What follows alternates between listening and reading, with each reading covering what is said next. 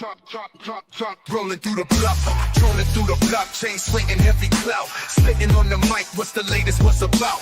Politicians tripping, headlines flipping out. In the heart of the South, where the whispers turn to shouts. Meetings in the shadows, hustlers making plans. Deals going down, gripping tight, shaking hands. City buzzing loud, news dap in demand. Dirty South vibe, deep roots, dirty land. Drop by, chop it up, news flying in the wind. Talk about the biz, who's winning, who will spin. Crime on the rise, truth over till the end. Dirty South, living thick skin, thick skin. Rappers on the come up, topics in their rhymes. Truth spilling raw, cutting through the grime. Events popping off, party scenes in their prime. Southern nights wild, about to lose track of time. Headlines breaking, cities heart be racing. Discussions, heavy heads nodding syncopation. From the bodega gossip to the mayor's dictation. Southside stories, raw truth, no hesitation. Drop by, chopping up, news flying in the wind. Talk about the biz, who's winning, who will spin. Crime on the rise, truth over till the end.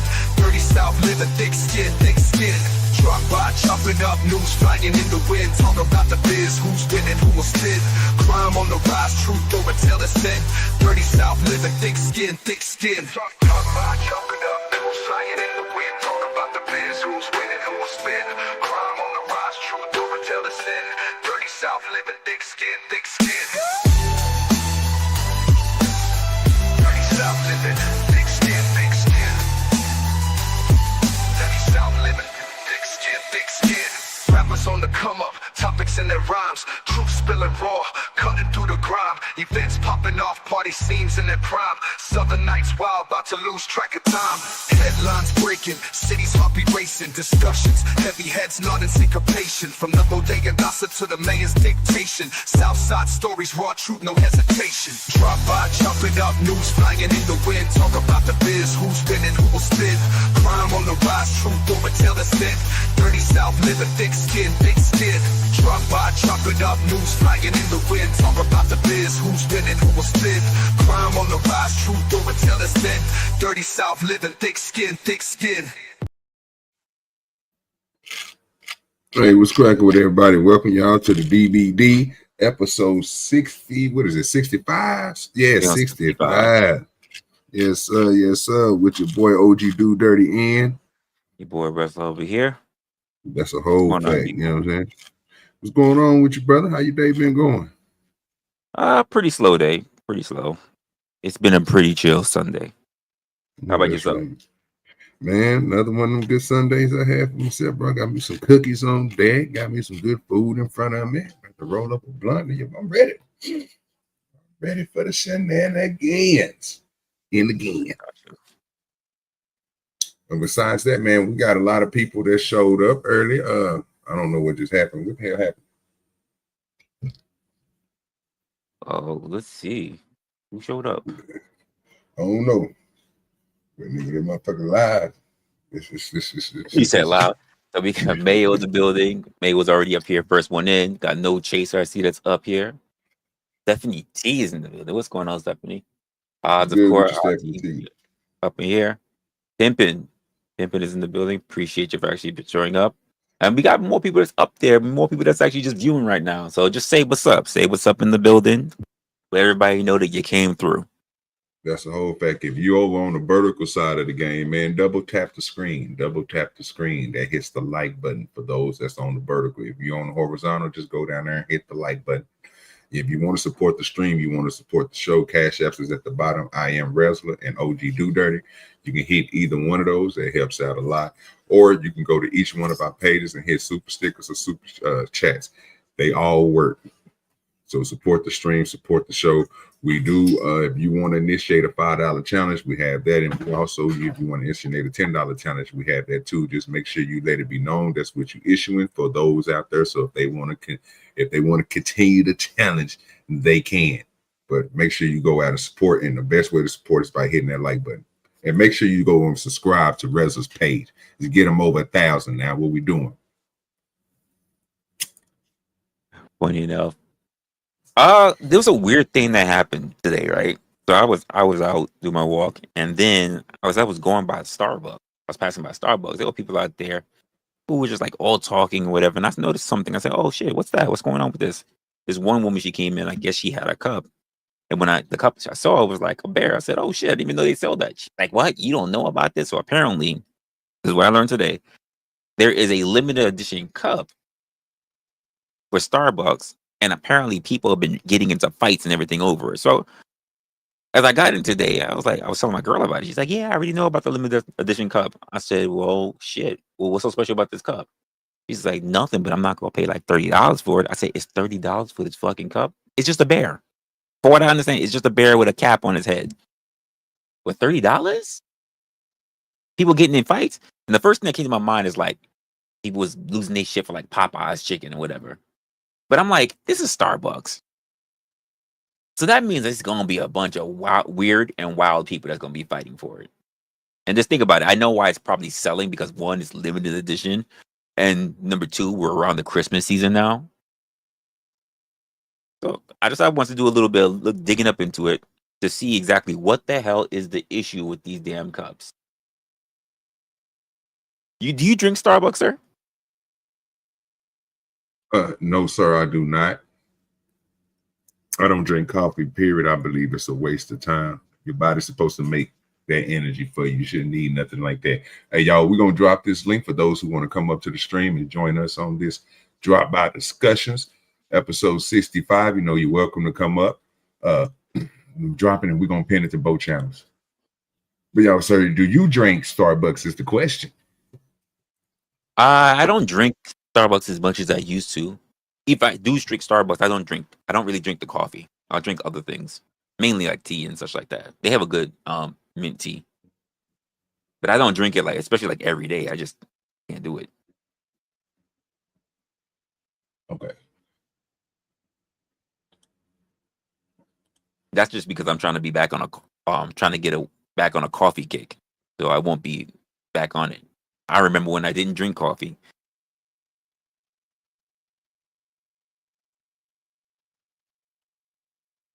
Yeah, I don't mess with coffee, period, dog. It makes me, it's like an energy drink for me. It crashes me out. So I don't really mess with it like that. I try my best. Okay, all right. So like I said, I found this creator here. Apparently she knows something about it. I didn't even know this was days ago, man. And I'm wondering, let's just see this, and I'm wondering if it's even worth it. Well, for one, I don't think it's worth it, but I want to know why people are losing their shit over it to the point where people are saying that they're actually having fights. Oh, let's see how we feel about this one.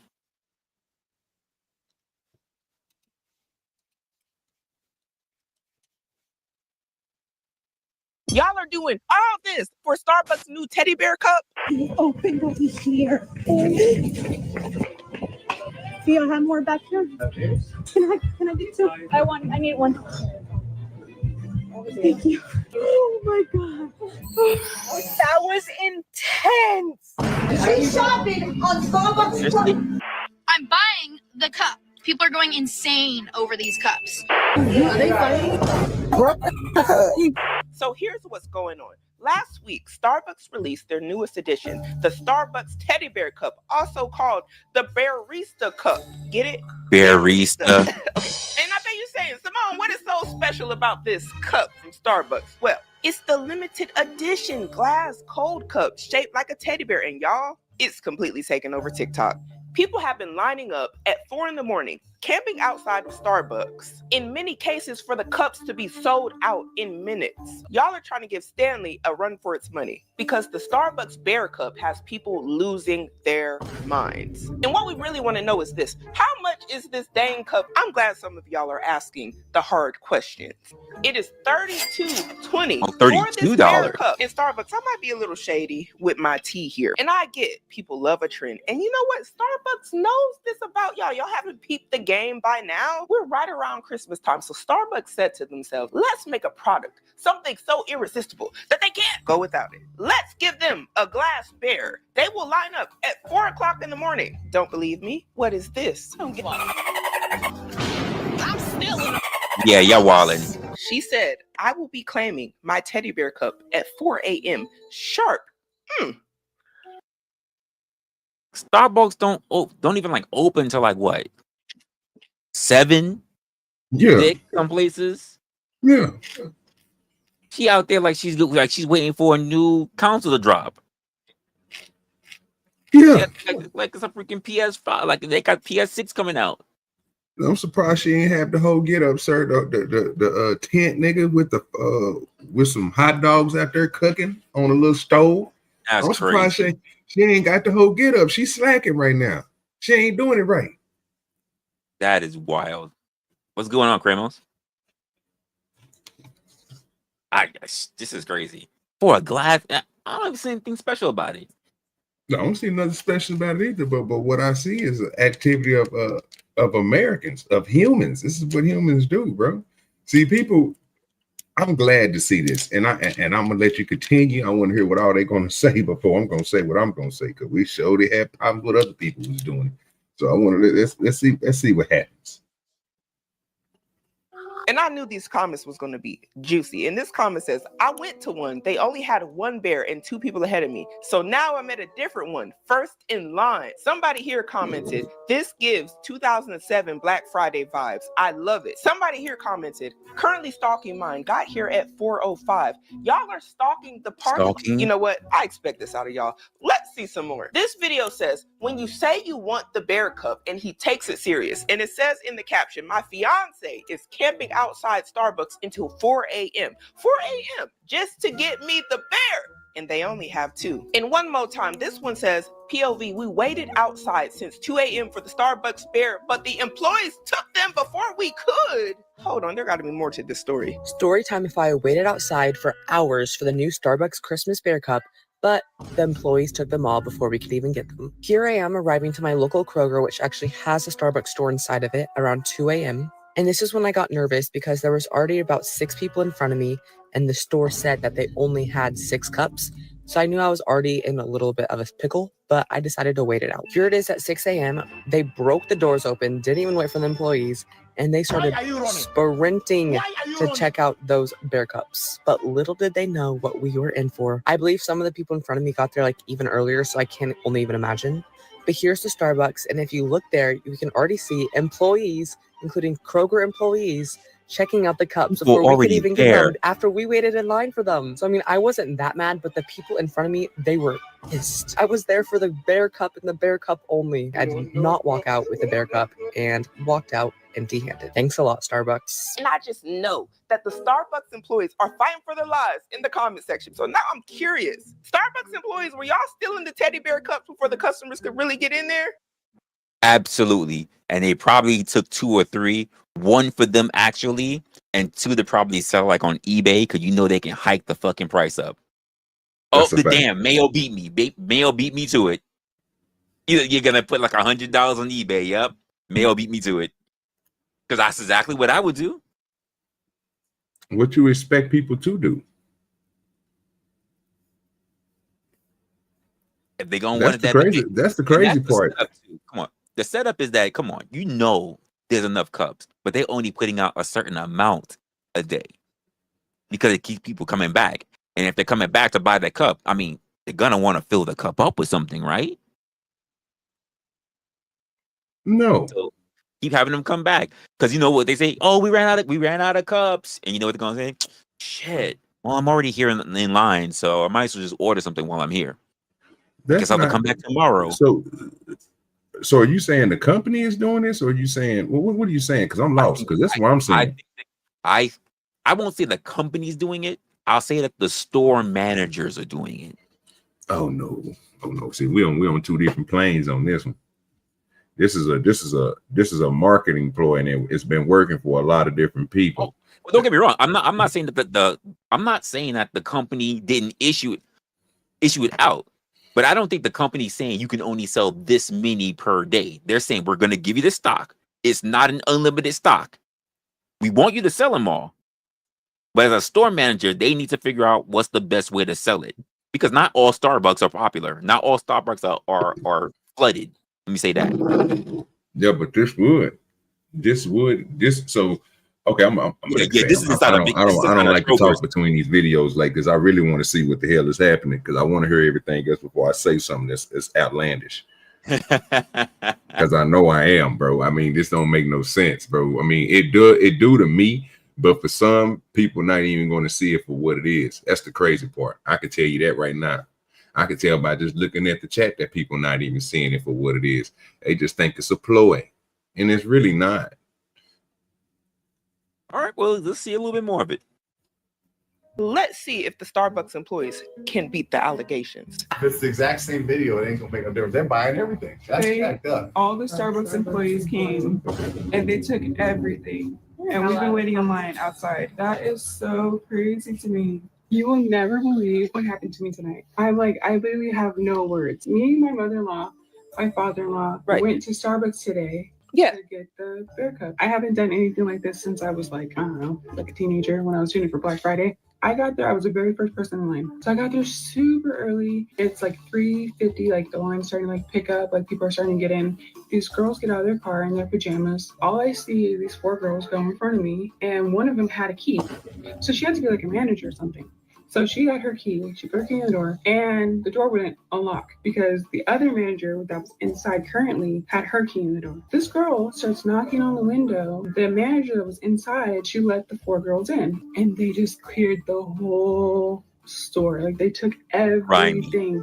They took the Hello Kitty plushes, they took all the, so I did get one thing, and honestly, like, okay, so I got this, and honestly, I only got it because I waited in line for it. Like, I felt like I needed to get something because I spent all that time, like, and I have nothing to show for it. And so, Starbucks, you mean to tell me this lady is saying it was an inside job? She knew the folks that hopped out the car with her in the pajamas. She was looking out for some people, allegedly. I don't know. She had the keys. They got first dibs. And it sucks because she was already there thinking, I'm gonna be first in line. Woo! But I was gonna get the little bear mug, and I was first in line, so I would have gotten one. Like, I would have been guaranteed to get one because I was the very first person in line. You would have. Is it just a cup? Yeah, they're just cups. But like, it's the whole like principle. But I just want you to see what happened. You tell me what you think. Show us. And that's crazy. You guys have to wait in line just like the rest Everybody of us. else. That is not fair. That is not right. We've been here for 2 hours. You guys are not fair, including the employees. Whoever's the manager, you guys are going to stop this because you know this is wrong. We are going to report this. All of you guys. Ooh, not them saying they're going to corporate on y'all. Do you see the look on her face when she's like, you going to report us? You cannot do this in your... Ooh. We will definitely turn this... Not them putting y'all on candy cam because y'all was cutting in line and it was an inside job. Allegedly. Is this against Starbucks policy? I don't know. And then also, how do y'all feel about the fact that people are getting up at 4 in the morning, 2 in the morning to go get these cups? Like, this lady was there at 2 in the morning, first in line, mind you. And she ended up getting this cup right here just so she wouldn't leave empty-handed, but she wasn't even satisfied with it. Do y'all think that this speaks to the issue of consumerism and overconsumption in the United States? Or do you just see this as a fun activity to do? And Starbucks employees, I'm trying to help y'all out in this video. I'm trying to find somebody to help y'all beat the allegations that y'all are out here getting first dibs on all the fancy limited edition cups, including this one. Now, I got faith in you, whoever this is on the screen, that you will redeem the Starbucks employee name. Let's see how you do. And to all you customers that are calling all the baristas for the glass bear cups and are mad that the baristas bought them first, just so you know, the Starbucks CEO literally treats us so bad and we don't get any of the same perks. And I work at a Safeway Starbucks. We don't get free food. We don't get markouts. We don't get anything. I'm buying the cup. Thank you. Stop getting mad at baristas because they're the ones that are serving all of you. It's Starbucks' fault. They sent every Starbucks like 4 cups and expected that to be enough? People are going insane over these cups. So thank you. I have mine. Stop being mad about it. Girl, I fear you ain't helping with the allegations. You're not helping them. Yeah, that's not gonna work out too well. She made the rest of them look bad. And then on top of that, she better hope somebody don't recognize her and then see her walking with the cup and knock that shit out of her hands and that shit break. She better hope there are some petty and spiteful people out here. Beat the allegations. At this point, Starbucks employees, y'all looking really guilty right now. Y'all looking guilty. Now I get it. She was saying that they don't make enough money, but girl, if you paid for the cup like you said you did, we seen the price tag on that thing in the beginning. It was $30-something. And I get it. Everybody wants the cup. Everybody's going crazy for it. But I think I'd much rather you just say, I wanted the cup just like everybody else. I'm a fan. And it says here in the comments, I just had to go to the comments on this one. Later that night, she got fired because she posted this on TikTok. I doubt it. I doubt she got fired. Somebody here said, this is why I don't tip y'all. Somebody else here said, girl, they about to fire any employees with this cup that are taunting the public consumer. And you uploaded this video of it. Is that what's going on right now? They really firing people? Are the Starbucks employees? I mean, not for nothing. It's not like she was talking about something that was totally different. She literally came for the customer's neck and literally said, yeah, I basically stole it from you. Technically, she bought it, but she's like, yeah, I'm not going to give you a chance to buy it. It shouldn't be first come, first serve. That's essentially what she just said. Is that okay, OG? Yeah, it's okay, because it's not. It shouldn't be first come, first serve. But what's the whole point you putting on the shelf? No, bro, it's not like that. That's not how life works. Life? Yeah, life, bro. It's no policy where they say first come, first serve. Not nowhere for them niggas. They don't hit. It's the reason why it's not like that is because they don't run an operation like that. Their operation is to open up their doors and then they serve everybody that comes in.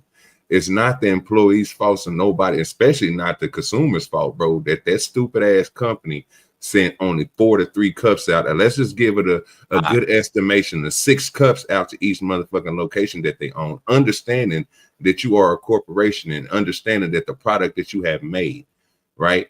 So this type of stuff is the same thing that they do with everything else that they try to push upon to make a buck, right? They understand it by looking at the algorithm and looking at how things work in the real world.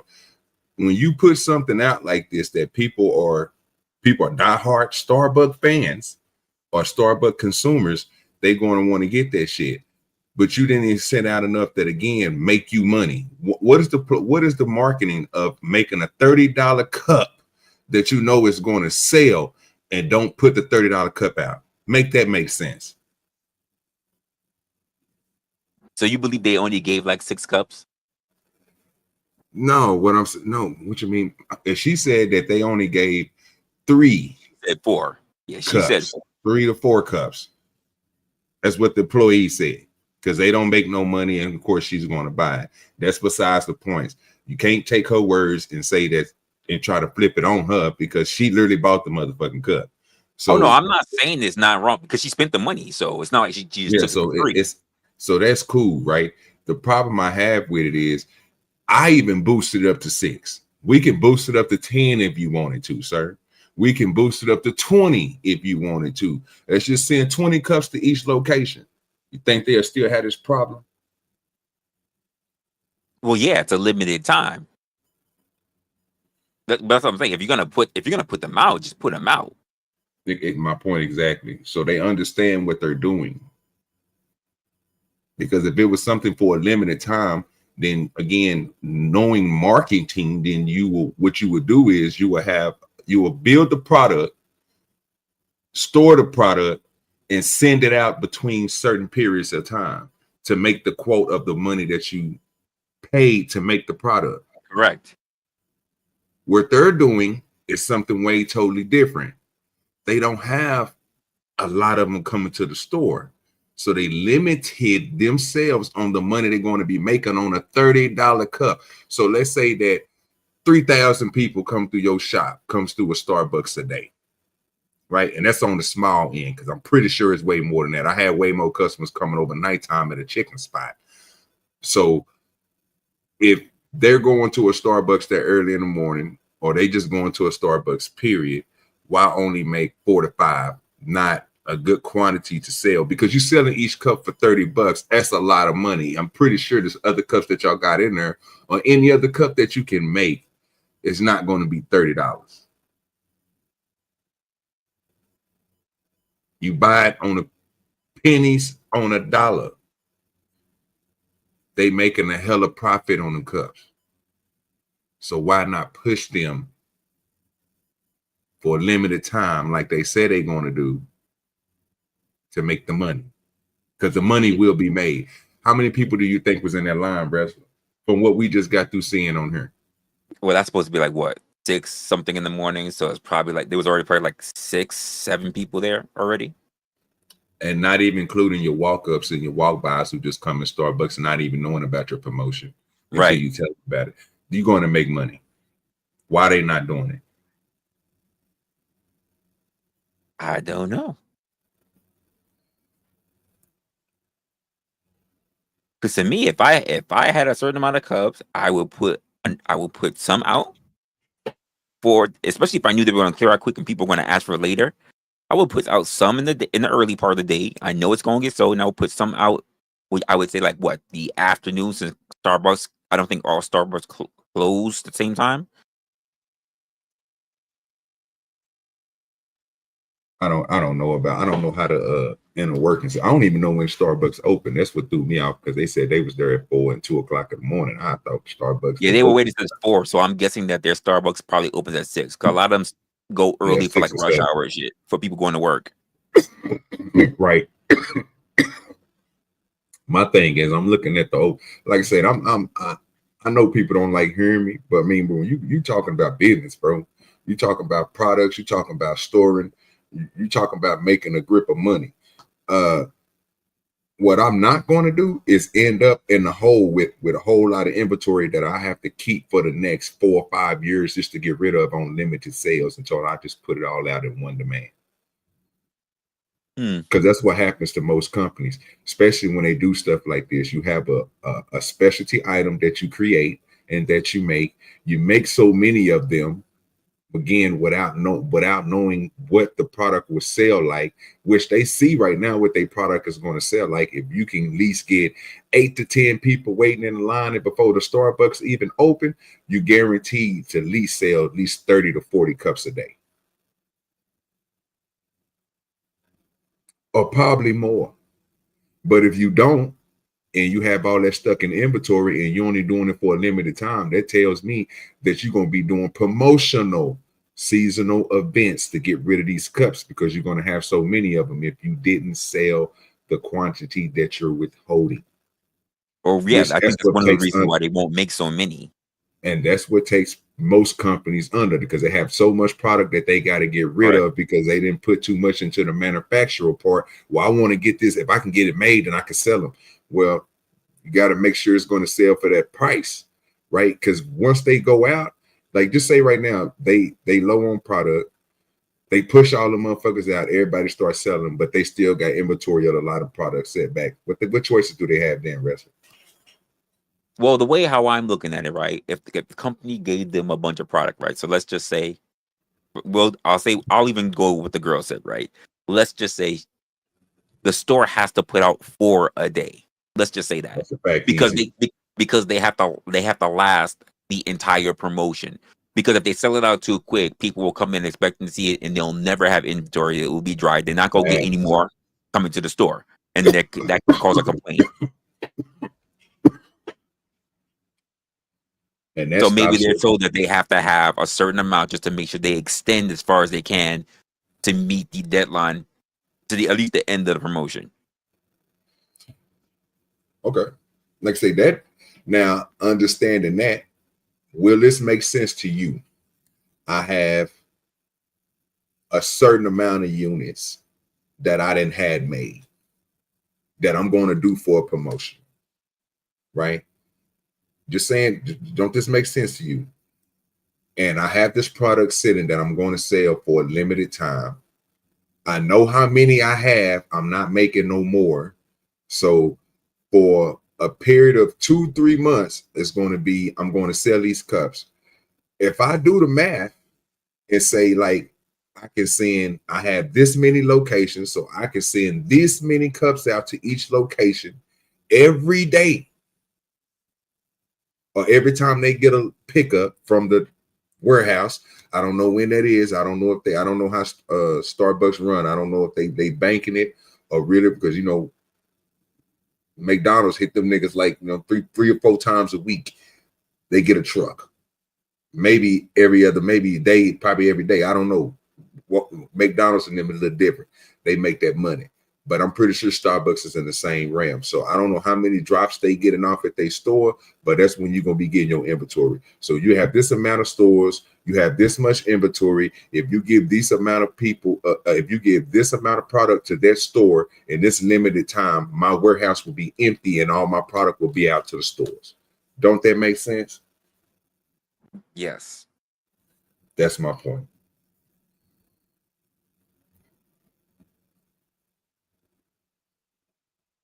And I don't think that's what Starbucks is doing.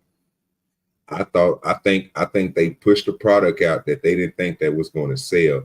And now what they about to do is they about to go into overdrive because of what they seeing. They wanted to see the feedback from social media to see if the feedback was going to be like the chicken sandwich or any other product that people put out there that people go crazy over. Here's the thing. Starbucks puts out a lot of new products. They have more cups than it's so stupid how many different kind of cups they have that they put out. So people buy the cups. I know there are people who try to buy every freaking cup, and I don't get the reason why. But I think it's because that became a thing. Because let's be honest, let's look at the chicken sandwich situation. If there was enough chicken sandwiches, there wouldn't have been a big uproar. It wouldn't have been. It wasn't that. Yeah, it wasn't that. Yeah, but that was different. That's different from what we're talking about. It's kind of in the same realm, but it's different. That's a difference between supply and demand. Because this store right here wasn't expecting to sell out of these goddamn sandwiches. That's up to them to push more product out for that. Because it's a product that sells. So in the simplest form, example, if I was working when I was working as an overnight manager, right?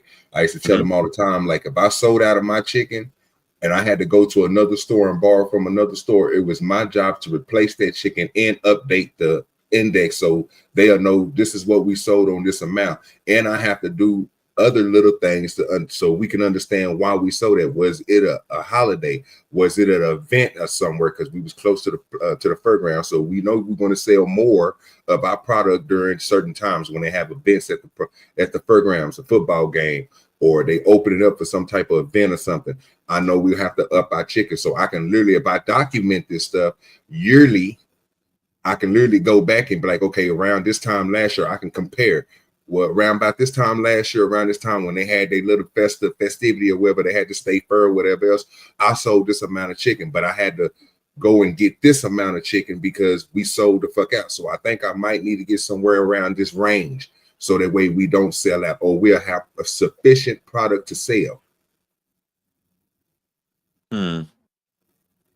Like it's certain stuff that I understand that I know these people because they make money hand over foot. I understand that they understand that.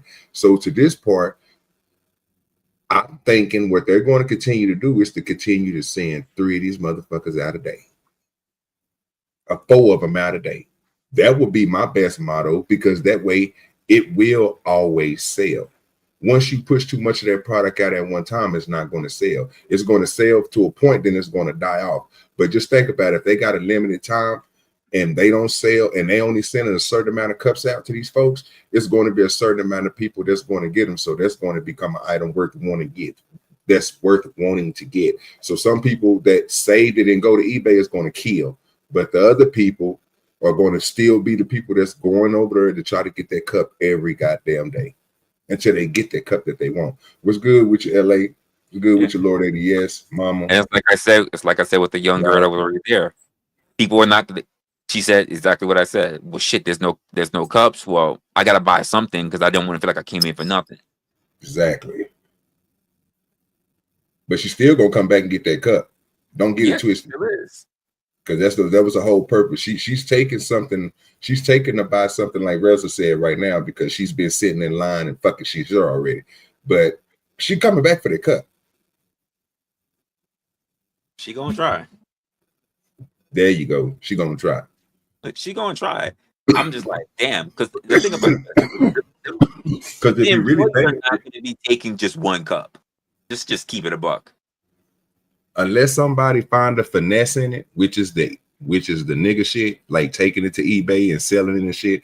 That's what we call running game on folks, people. You or running or what they call a hustle. That's what it is. But you know what I'm saying? Basically, that's what you would be doing. So if you know that a Starbucks holds what, let's say 14 employees, but only 8 of those employees really wanted the cups. The other ones don't give a fuck about the cups. So that means after your 8 cups come in the store, people have opportunity to come and buy those cups. Unless these people go and do exactly what we just got through saying, hustle their way out of the game and nigga come up on something. Because if I was them, I'd buy shit. Every time I see a cup, I go ahead and buy one. Every time they come in, buy one. Wait till the promotion is over with, and then throw the motherfuckers on eBay for a high price. Yep, exactly what I would do. Quadruple, fuck $30. Then you gonna pay me $230. You know what I'm saying? $260 for a cup, nigga. Yeah, and I got 6 of them, nigga. So each one of these motherfuckers go. Yeah, you know that's how you do that. Because people still going to buy, especially if they know it's not coming back or they couldn't get it. That's what kind of it's almost what 230 something percent. It's a lot of goddamn money, bro. Just saying, just for 3 or 4 cups that you can literally get because you're the first one that's going to see them. So to go back with what you were saying at first, before I went into my little spiel, no, I don't have no problem with that, bro, because eventually all them employees is going to eventually have their own cup inside their store. Then you eventually get the ones that you want.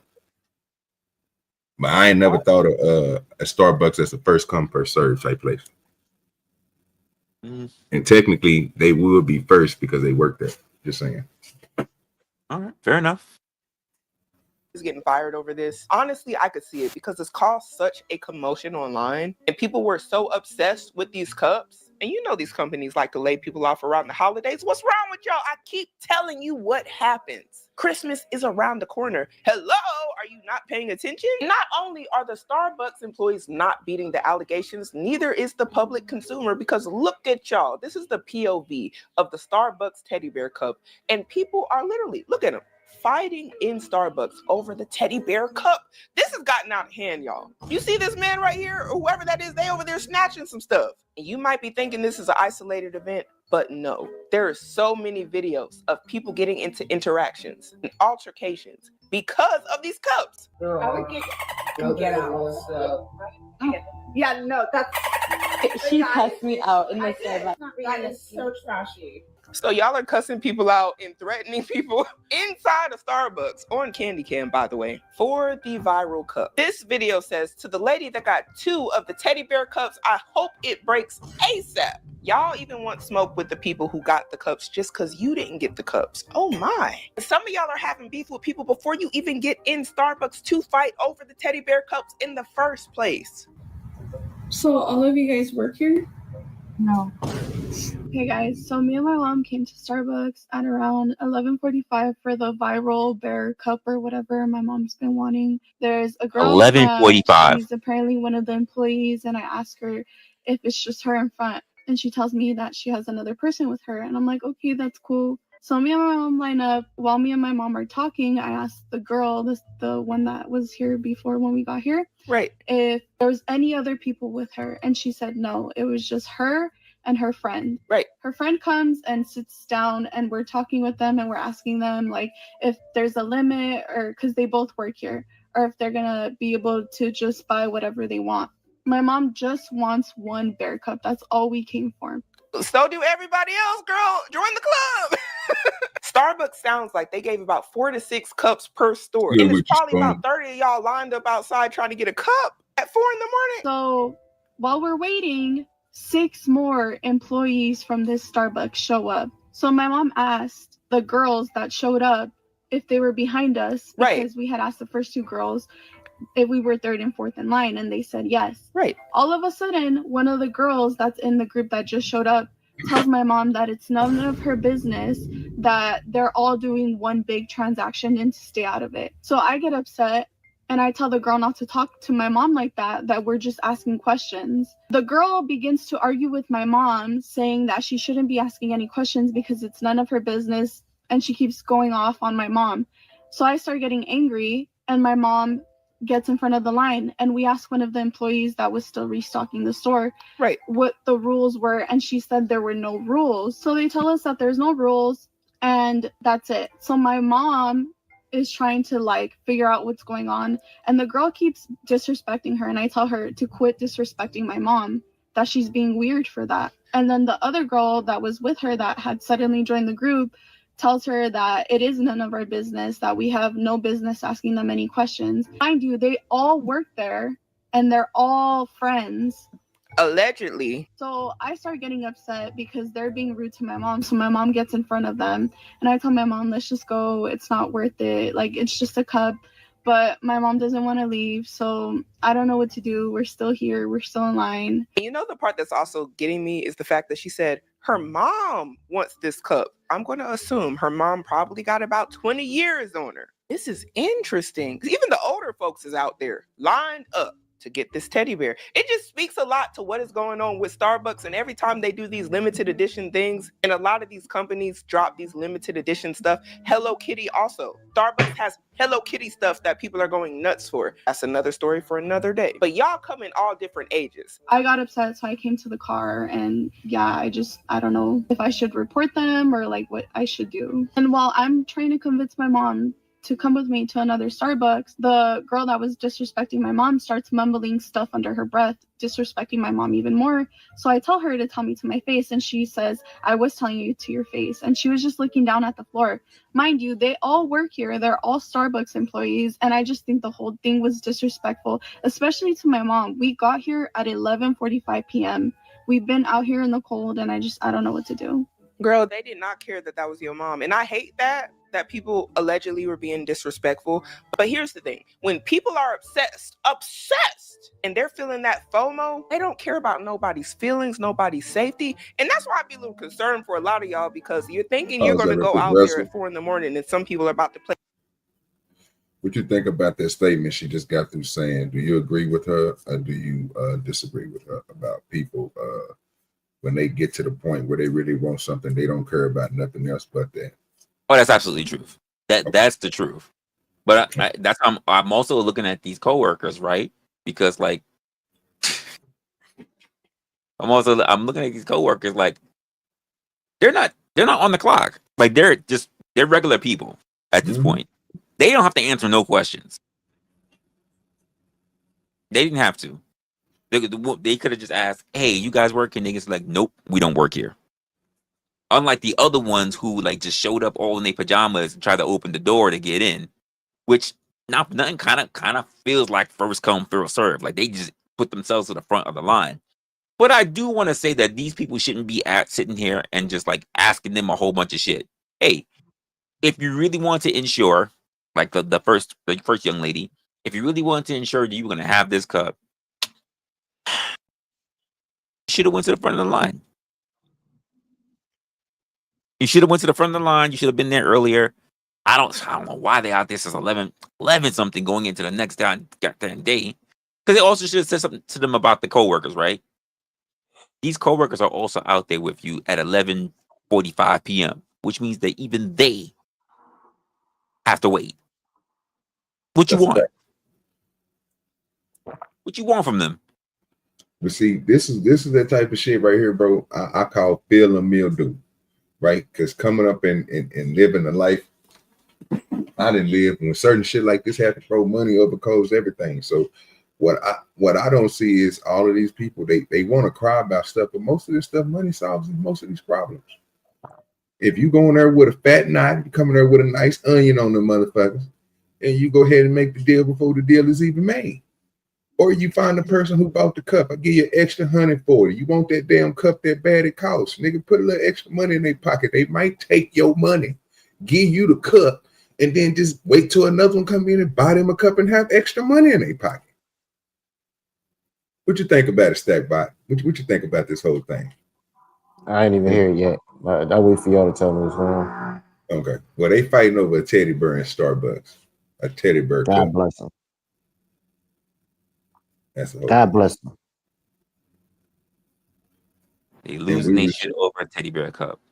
And I was asking Resla because the black chick was just saying about how people, when they really want something like that, or they you know what I'm saying, I don't know how the word she said it. She said FOMOs. What you say?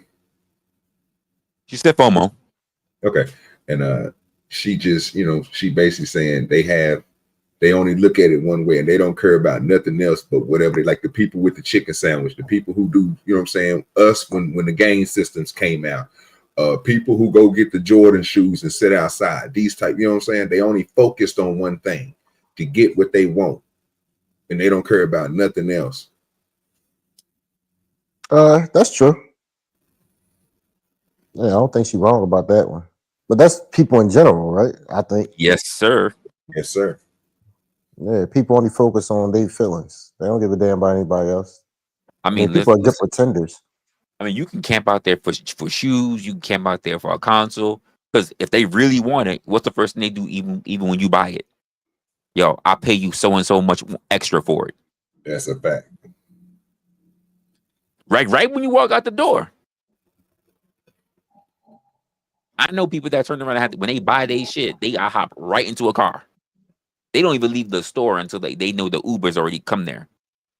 And they hop right into the goddamn Uber because they don't want to get followed.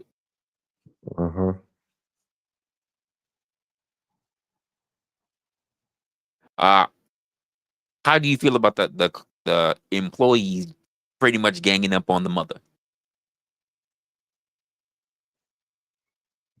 I want to see this. Like after they made themselves known. See, this is just a bunch of group of girls, and they just kind of all got nasty and antsy, whatever. But after they had already made themselves known that they are actual employees, do you think they should have been going off like that? No. No. Not that part. But like I said, I don't have a problem with them niggas getting the shit first because they do work there. I want to see what this cup look like. What is, bro? I put it. Cup? Give me a second, Resla. Just leave this. I do it. I see. No, I see it in the back. No, okay. If you want to grab what you can, I didn't want to mess you up. No. So I put it in the back. I'm putting it in the back right now. I'm telling you right now, they selling their shit for 30. Fuck it. I guarantee you, nigga. Give me. Fuck it. We'll make ours 60. We'll make ours 60. Are you fucking playing with me right now? And if Boss Lady was up and popping right now, I tell you right now, she had that beanie. That's supposed to be a beanie on top of the cup. Yes, sir. Yes, sir. Boy, I love to give me an OG DoDirty cup. If Boss Lady shit was up and running right now, I'm telling y'all, I piss them Starbucks people off. I give me an OG DoDirty cup made by Kai's Custom Design that'll blow that out the water. And she'll probably put me all gold leaf on my shit, nigga, with the, you know what I'm saying, be like a real Winnie the Pooh, baby thug. You know what I'm saying? I would have, man, y'all don't understand. You can go buy these people. And just like I was saying earlier, which I knew I wasn't too much far off, you think they sell these motherfuckers on Amazon, the cheapest one you can get is $14. The highest one you're going to see is going to be $39, $59. Come on now, people. They running game on you. There's a refill. So I'm, you know what? Never mind. Let me get pissed off even more. It's a glass refillable. It's what it is, right, Resla? A refillable glass teddy bear. Is it unlimited refills though? No, like you get free refills. No, hell no. You know they ain't doing no shit like that. Come on now. So you spend $30 on a $2 cup, and you got to continue to pay for that bullshit ass drink in there. Okay.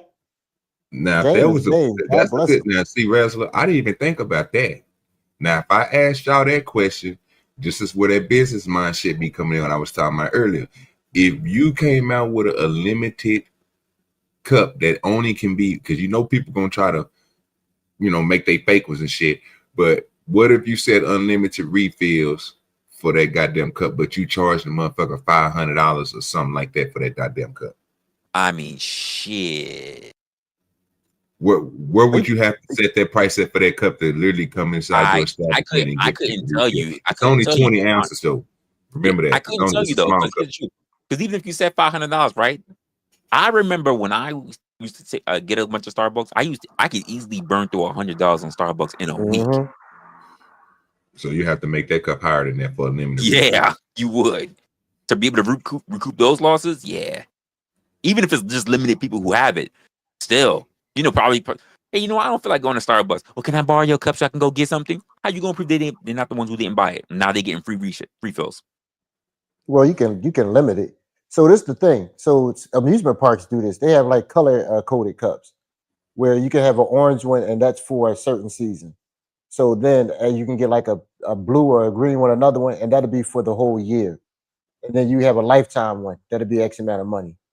So they make it work because they know not everybody's going to get it, but they know that it'll be like a certain amount of guaranteed income that they'll get every month or every day. So that's why they do it. But Starbucks don't need that shit. They like Resla say $100 in fucking coffee a week. Resla, think about that shit growing up. Would you have ever thought that? That is wild, man. It's like I literally had to look at my expenses one time. I said, "Where the fuck did the money go?" And I just kept seeing Starbucks. I said, "Oh shit." That's wild, cuz. Especially if you get Starbucks more than like the Starbucks team knew me. Like they knew they knew what days I was working. They figured it out. They knew what days I was working. They knew already what I was gonna order. So that means if it was a long line, I would order my shit in the train station. By the time I got out the train station, they already had all my shit to the side. Yes, you do mobile orders and whatever, but they already they would stand there waiting for me. Like there would be a line. If I just walked in the door, they would grab my shit off the table and walk to the door where I was standing at and give it to me. They knew me by face. You know what's so cold about that? People have the K cups of Starbucks and still go to Starbucks. That's a fact. They had they got the K cups and they still go to Starbucks. It's wild, man. It's all about perception, because if you can bottle perception in there or something, you always got a lifetime supply. Starbucks is not even like a niche anymore. It's literally a way of life. Like people build it in their way of life, and that's what they were good at marketing. Whoever did marketing for Starbucks was fucking genius. I don't think basically what I've been saying. Starbucks. I think the idea of coffee has been marketing. Because even when it wasn't Starbucks, it was Dunkin'. If it wasn't Dunkin', it was some other place. They've always done it. But think about this, Resla. So if we think about Dunkin', right? Think about 7-Eleven, think about Dunkin', and think about Starbucks. There's levels to it. So people want the Starbucks because that's the quote unquote rich people coffee. That's the same thing I said earlier. It's a rich people coffee. Like they shit on 7-Eleven. And this is the crazy part. We don't know if the same fucking beans or not. They all coming out the same squirrel ass. Nobody really know. But it's just a perception that Starbucks is the coffee for rich people. So you got that cup in your hand. It's recognition. That's why I say it's a way of life now. Like they genius, man. They're geniuses for that. Now they got this stupid ass teddy bear with a beanie in it. Y'all pissing me off with this shit. Starbucks, holla at me. Get on stackbot.com. They gonna sell a cup of with $200. That's a whole fact. Got me fucked up. I'm with it. I told that nigga Rez the same thing, nigga. I'm a wait, nigga, till they say the promotion is over with, nigga, and whatever. I hope it has Starbucks on it, nigga, because I'm telling you, nigga, I'm gonna sell the shit out. But I would say the idea of traveling with coffee is the market thing, because Starbucks done it, Dunkin's done it, McDonald's is known for it. People still to this day swear by McDonald's coffee. That's a fact. So every time I see somebody come in, I'm always looking at what brand they're drinking. See, Resla? Why? Why? Because I know there's marketing behind it. So I'm like, how many people are gonna walk in with Starbucks? How many people are gonna walk in with Dunkin'? How many people are gonna walk in with McDonald's? But the idea of purchasing coffee, that's become the way of life. The personal choice now. Why did you choose that? Is it because it was closer? Is it because you know the team? Is it because you just really like the taste? That's what I'm trying to get into, that psychology of it. That'd be it, because I'm telling you, the way I looked at it, just by and I ain't never did extensively research on it, but just been knowing the people that I see go to 7-Eleven, go to On Cube, go to McDonald's, go to Burger King. You know, these are places that's, you know what I'm saying, and Starbucks, they known for their coffee, right? So And I seen this my whole life. Like every time, it depends on who I was working with, what uncle I was working with, what cousins I was with. If it was a female cousin, she had to go to Starbucks. You know what I'm saying? If it was one of my uncles, nigga, they was Burger King or McDonald's. Or they go to the little, or my uncle, like my Uncle Dirty, he used to go to the little corner store, but they used to, it seemed like that dude, he already had the routine down. He said the first thing he do when he come in is start the coffee. He don't do nothing else but start the coffee because he know my uncle gonna show up every morning to get that coffee. He like, it's him and some more people, the old dudes, they like to sit outside and they sit in their nice little cars and they just sit there. They've been doing this for years. So he like, he know to have that coffee. I'm like, that's crazy. But it just is what it is. But you can see the levels of people. I think people who go to Starbucks got a little bit more in their pocket because Starbucks ain't cheap. I'm telling you. Not at all, Neither is Dunkin'. Neither is not now. Not now. It is Yo, not. Wes, they creep them prices up real easy, Sure didn't they? did. Real They sure easy. fucking did. They was slick with it too. And don't use the app. You think you saving money? You fucking around. Oh no, they charge you more. You get a little raggedy ass free coffee. But get your ass in there early and stand on that line. Them espressos and shit. Y'all be drinking that shit, them espressos and all that modified coffee, that, you know, with the cream on top with the flour and shit. Y'all be drinking that shit. I've had them, but no, I don't really go out of my way for that. I know a lot of people that be fucking with that. They like that shit. Because I'm a person that drinks coffee on the go. I'm not sitting down and looking at that shit. So if I ask for something and you give me that little the leak design, guess what you're gonna do? You're gonna put a lid right on that bitch. I'm never gonna see it. They probably charge you extra for that design, don't they? They got time for that shit. They probably would. And I'm like, don't waste my time. See, it's all about perception, man. Like, it's crazy how shit works. I don't know when's the last time I sat down in a coffee shop to drink coffee. I don't know when's the last time I did it. Well, that's probably the last time nope, wasn't even a coffee date. I can't even say the last time I actually sat down in a coffee shop and drank my fucking coffee. I'm always moving. Well, they say Starbucks is a spot where people like to sit. Like I said, I don't visit Starbucks, people. Usually when I'm with somebody, we was doing a job. So, you know, we was like either, you know what I'm saying, getting to the place. So I'm like, hey, they're going to get stopped through there, grab it through the drive-through, then we going about our business. You know what I'm saying? Something like that. It never was we sitting in there and, you know what I'm saying? But they say people like to sit in there. I don't get it. The people who sit in Starbucks, to be honest with you, it's the people who are probably they meet somebody two people who are normally used to running into each other, so they sit for a little while and talk. But most people who go there are people that, like, I guess they can't think, they can't function unless there's people around. So those are people that use the Wi-Fi and they're on their laptops and shit. Outside of that, most people are not sitting around no damn Starbucks. They get their shit and they go. Give me a second real quick, y'all. Who it is back there in the back? Who that nigga up on that nag? I don't know. Tom, Resla, you know who that is? Can't say. All right, give me a second, bro. They gonna hit me with the title. Where is it at? Let's see. We do this. Hey, that work. Let me get you up here. What's cracking? Second time on the panel. What's cracking with your brother?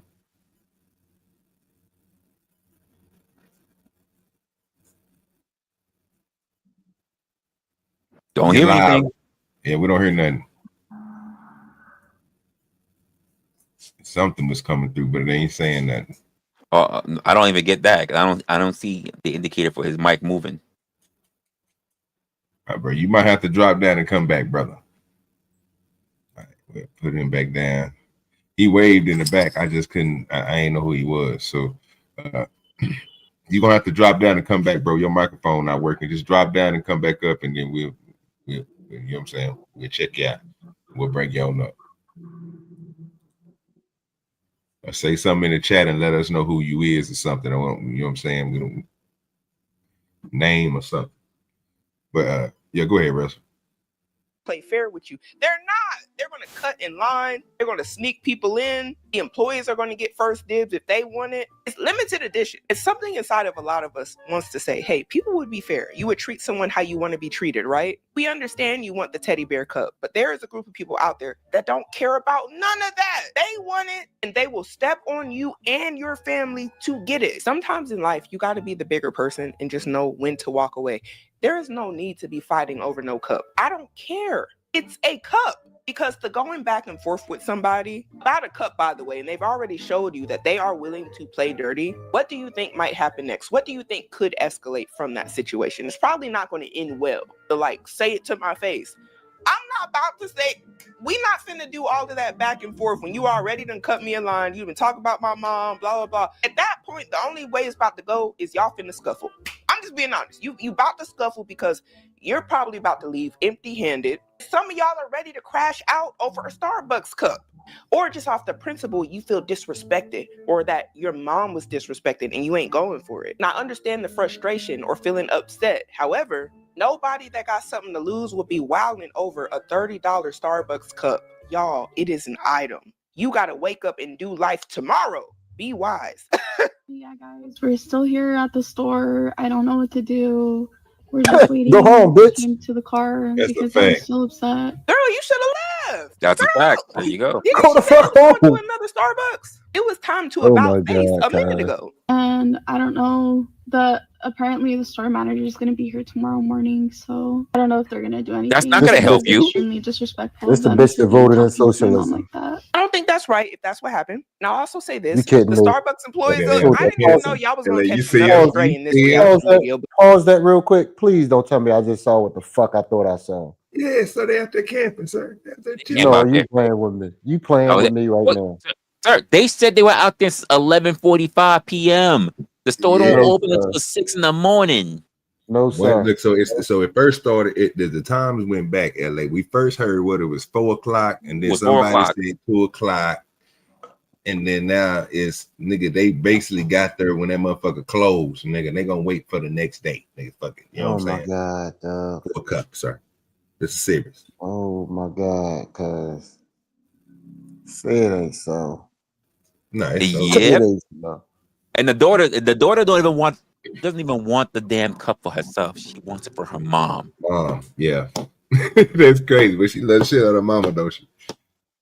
Yeah, she sure Raised her does. right. Well, she raised her right, boy. You know what I'm talking about? That boy, like 10 hours for your ass. Nigga. Hey, who would y'all stand 10 hours outside for your mama? No. Okay. I thought I was gonna be the only No, person no, ever to say it's that, nigga. Nah, I ain't gonna be able to do it. Nigga, first of all, I'll be mama want a $30 cup. Me and her gonna have a long talk. You better go. Oh, yeah. You better go get one of them old. Yeah, you better go get one of them old pickle jars. Put the top of that bitch in the straw in it. Here you go, mama. Same thing. I color the That's why top for you. That's Tripping. probably why her mama sent her out there. I'm like, That's a whole no. thing. The mother was there out there with her. Oh, she was? Her mother was the one that wanted the cup, not even her. Yeah. If I say she loved the shit out of her mama, I ain't gonna be able to do it. Honestly, if I see all this bullshit happening, I'm walking in there when I know the store's open. Ain't no cups in there. And I'm like, yo, who working here tomorrow? You working tomorrow? You working tomorrow? I need a cup. I know it's $30. If I really like that, this is like a real big thing or whatever. Not that I see it is. I'm gonna pay a little extra money. I'm like, yo, this is what you gonna get, and I just get the cup and I walk out. I'm not finna to be on this line. I'm not finna be dealing with the other people. I'm like, I got mine. But you know what this is like? Do you know what this reminds me of? This reminds me of Black Fridays. I think people do this for the thrill of it. It's not even for the cup. It's just for the thrill of the shit that goes on in this. Like the Beanie Baby crave and the Cabbage Patch crave. People would go to freaking Toys R Us at 1 o'clock in the morning to get the, when the Cabbage Patch is first open. I think people just want to do it just for the excitement and all that shit. To say they did it. It's a part of the journey. Yep. Mm-hmm. It's not about the cup. It's about what they did. It's the experience. Experience. And Nigga that sitting is there something freezing bitch I hate ass dead nigga for a product. Nigga got me fucking cup, cause ain't my life. You got to and be like kidding Resla me. said, then you got to deal with the group of motherfuckers and that bitch glass. What if somebody plop that bitch up at your hand and help fall to the ground and break? Yep. We about to, you know what I'm saying? Somebody about to go. See, now you didn't started something. You know what I'm saying? Just like you said, bro. So nigga, nah, bro. And what you gonna say? You can't even go back to say, well, somebody dropped my cup. So you're gonna have to wait to buy a new cup. All right, we got him back. Hey, what's cracking with you? Second time on the panel. Hey, I think that's better. Can you hear me? Yes. Okay, yeah. Okay, we know you was here last time, right? Yeah, I came a couple weeks ago, whatever it was. Yeah. All right, cool. Okay, we can put you down now. Hopefully you don't do nothing crazy. All right, so let's go. The store manager is going to be here tomorrow morning, so I don't know if they're going to do anything because it was extremely disrespectful of them to be talking to my mom like that. I don't think that's right if that's what happened. Now, I'll also say this. The Starbucks employees, look, I didn't even know y'all was going to catch another stray in this reaction video, but y'all are not beating the allegations. The first comment says, I'm so glad I'm too broke to care about a cup. And I know a lot of people are like, me too. POV, you're watching adults crash out over teddy bears, and that's how I'm feeling. Some of y'all are ready to tussle and scruffle. And if you wanted to fight, instead of being in Starbucks, you should have joined the military. Y'all know y'all set it up for that one. You know I just had to. Somebody here said, wait, hold up. I thought we were boycotting Starbucks. From the looks of it, I guess not. And this comment right here is so funny. It says, there are people dying, Kim. We were first in line at Starbucks and the employees literally snatched the bear cup in front of our eyes. We didn't even sleep. I was going to say we woke up, but we didn't sleep. We literally went and look at this mom and daughter duo. They just there for the experience, bro. And we, like, nobody was there first in line. Like, not even a single bar footage of all of the literally. Girl, we don't even need to see the video footage because at this point, the Starbucks employees, y'all on the back, y'all looking bad out here. And are y'all allowed to do this? Is corporate about to be called by all these folks? Because I know people are upset. People are in the comments talking about turning off y'all TV. And if you get what I mean, you get what I mean. Cutting off your cable for good over a Starbucks cup. I'm on the hunt for the Starbucks Bear Cup and the Hello Kitty stuffed animal this morning in downtown Chicago. Officially on a Starbucks call because I've been to 2 Starbucks, actually 3 Starbucks onto my 4th, and I have not seen them. We're going to go to the intercon. She said she's on her 4th Starbucks. Her You hear me? 4th. She's gonna beat somebody ass and fuck with her cup, nigga. You hear me? Ready 4 times, nigga. And this level of obsessed really needs to be studied. Y'all got the Starbucks employees out here like this. Them saying they're there. Me at 4:30 a.m. watching people fight over a glass bear cup. What is going on? And even they playing with y'all too. Y'all are calling them up on the phone to see about the Starbucks cups because this is life or death to y'all. And this is what they're telling you. For merchandise, say one. If you're calling about the glass teddy bear, we are sold out. If you're calling about the Hello Kitty plush bear, we are sold out. Do I think it's unprofessional? Yes. And also no, because she is answering the question. But they can't take y'all serious. Y'all are doing a lot. Y'all are making videos saying stuff like this. Me, because I woke up at 3:30 a.m. and didn't get the viral Starbucks teddy bear cup. Y'all are over here putting a teddy bear on a plastic cup. And you're like, man, what could have been? We could have been something. But you know what? I'm going to put y'all up on some game because I see something here in the comment section. This comment right here says they have them on Amazon. Now, it's not the Starbucks one. However, if you actually just like the idea of a teddy bear being glass, you know they're only going to want it to be official. They don't want no markups. You know this already. That's a fact. It's like the Stanley cups. Remember the Stanley mugs that everybody was getting? They only wanted the Stanley ones. We don't care. Listen, people don't care if the design look like a good, fresh pair of Jordans. If it ain't got the logos and everything on it, people not rocking with that. The only thing people want secondhand. The only thing people want secondhand is crack. They don't give a damn where it comes from.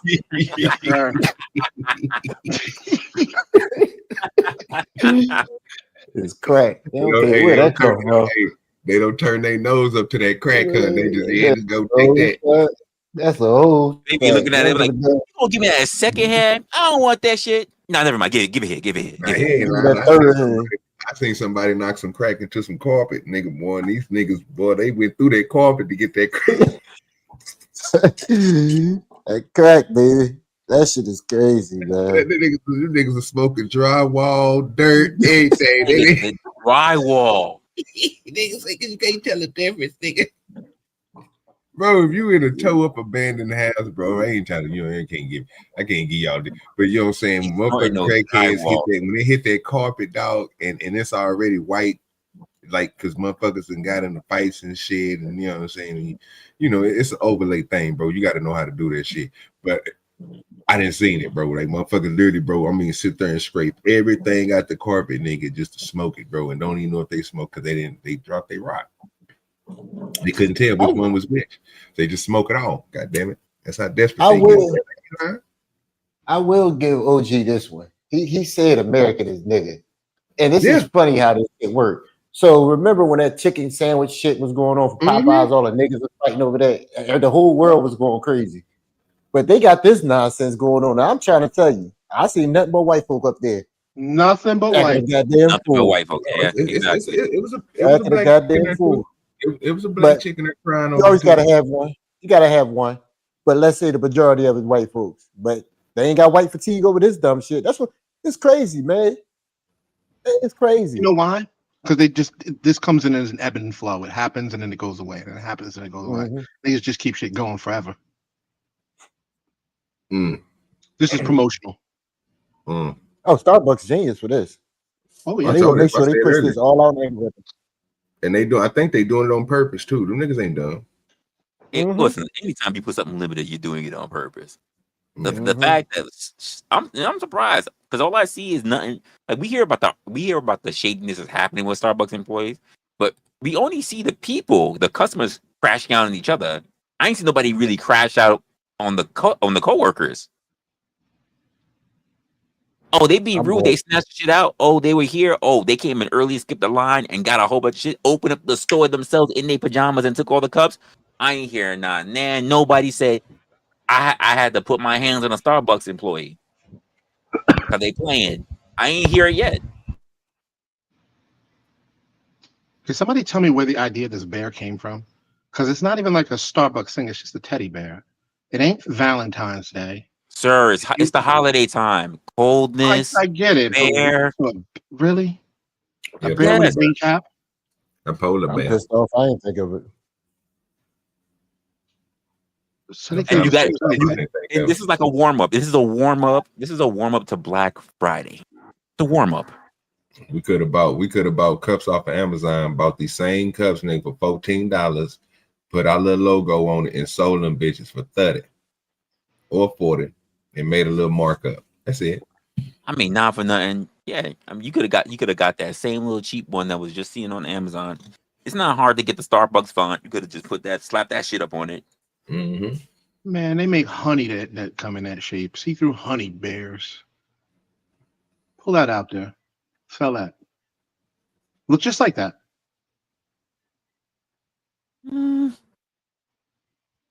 What is the difference? Now, if you are just saying, no, I wanted the limited edition one because Starbucks, it's the Starbucks one. That's the one you need. Y'all are obsessed. I might even say, you're under spells.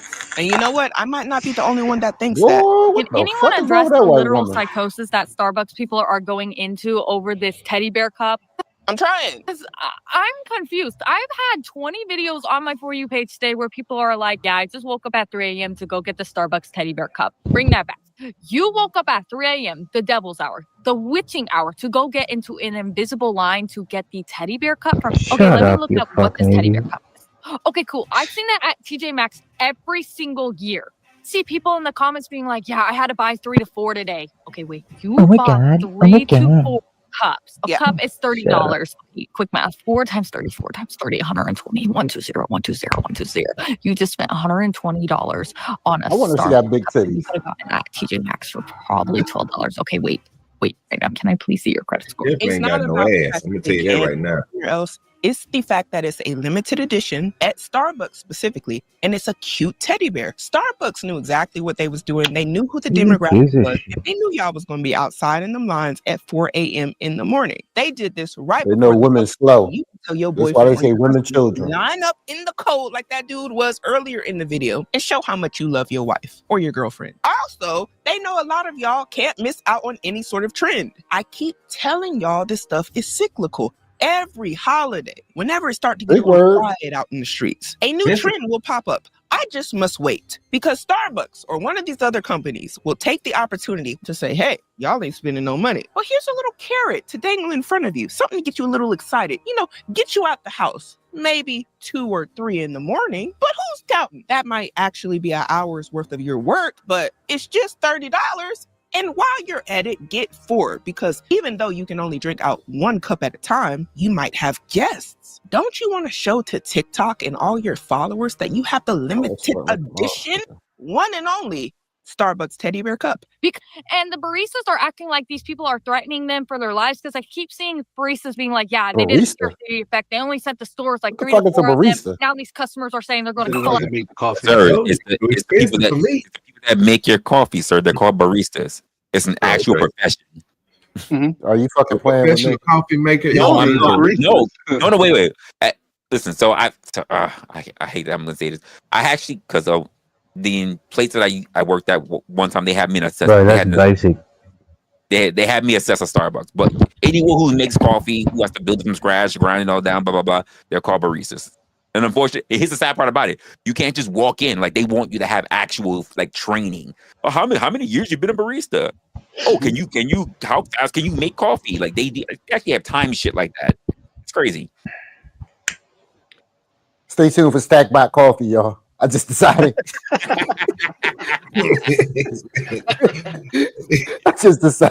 Resla just convinced me. Nigga, he gonna have to hire him some baristas, nigga. That's a whole fact. I've literally stood there. I've stood there with a clipboard with an assessment. Looked at a manager who then hit a stock. He did a little challenge for the team. Did a stopwatch, and they ran through their drink. They had to make 4 different drinks in a certain amount of time. And I'm looking at them like, why is this important? Because apparently they have to be clean too. Yeah, it's crazy. Really tidy. My nigga JP said he getting training to be a bartender. A bartender. Here's the funny part. Bartender. It's no That's different. The same thing. They treat baristas like bartenders. Can you remember all of the signature drinks or everything that has to happen? How fast can you make it? How many can you pump up? They same things, just like a bartender. The only difference is that you don't need a license. Oh, that's crazy. Yeah, that's crazy, man. This is why I stay in the house. And not for nothing, this is why so many baristas want to work for Starbucks. Not because they want to be a barista, but because Starbucks pays good enough and the insurance is good. That's one of the only reasons. It pays more than most places, and they have good insurance. Well, this is why United States is so great, but also why it's so fucked up. I be hearing people say, "Oh, yeah," because I hear people say, "Oh, Starbucks doesn't pay enough." But every time I take a look, I'm like, no, they pay you pretty damn decent. You know how many other countries you can go to, and the motherfuckers say a barista, a coffee, like you. If you in the Dominican Republic, you make coffee, you're poor. You ain't got no insurance, you ain't got nothing. But in the United States, they call you a barista, and you make good money with health benefits. And I mean, you can There's literally a Western world, all over Europe. Yeah, you can literally go to a jobs board and type in barista. It is an actual profession. That's crazy. Never thought about it, but it's true. First time I looked at it, I say, wait, what? So you can tell I don't go inside these places. I ain't never got coffee from a barista. Never would know what it was. First of all, I'm mad at Resla said he spent $100 a week on coffee. I'm appalled. I did. That's easy. People do that easy. Yeah, they do that. I mean, these are people. I did that. I just did that like one time, like one day a week. There are people who go to multiple times. They go for morning and then they go back for lunch. Well, these niggas rich. You know what it is? They're usually the people that work in in white collar jobs. They're not really rich, but they're just like at the hustle and bustle. Like if you go to New York City, you're right. Us white collar drink, nigga, stop, nigga. You gotta stop that. You gotta heavy, bro. If you doing that, if you showing me this is what you feel like you have to have every day, and you go and get that shit, I could just imagine with the other stuff that you do with your money. No, there are a lot of people that prioritize their coffee over the other stuff they do in their lives. If you're a secretary and you work in a white collar job and it's your lunchtime, or you going to breakfast and you walking, you taking a cab, you're stopping off at a Starbucks. You're not going to Dunkin' Donuts. Starbucks are everywhere. Yeah, everywhere. Take your ass right there, got that to there, make McDonald's, nigga. Go buy Quick Trip, nigga. Get you that $1.50, that dollar coffee, nigga. Go about your business. That coffee been simmering there for Put it in the Starbucks cup. Okay. We gonna take $10 a week. Let's just say if the drink was $1 something at the cheap. What's the cheapest coffee you can go and buy right now? Anybody can tell me the coffee drinkers? Probably like $2 something. It might be. I was about to say $3. $3, yeah. That's the cheapest coffee you can get. This is what I'm saying. See, I'm not making no sense. You can get the cheapest coffee you can get. You might get $2 and change if you went to like a stand somewhere. Even in Starbucks, about $2 something. Trust me, I've been there enough times. And it's not for me. I don't drink Starbucks, but my wife does. No, you're not getting those Starbucks for $2 something. Just a regular coffee? I'm saying, bro. Because so let me I gotta go down. I gotta go down the rabbit hole.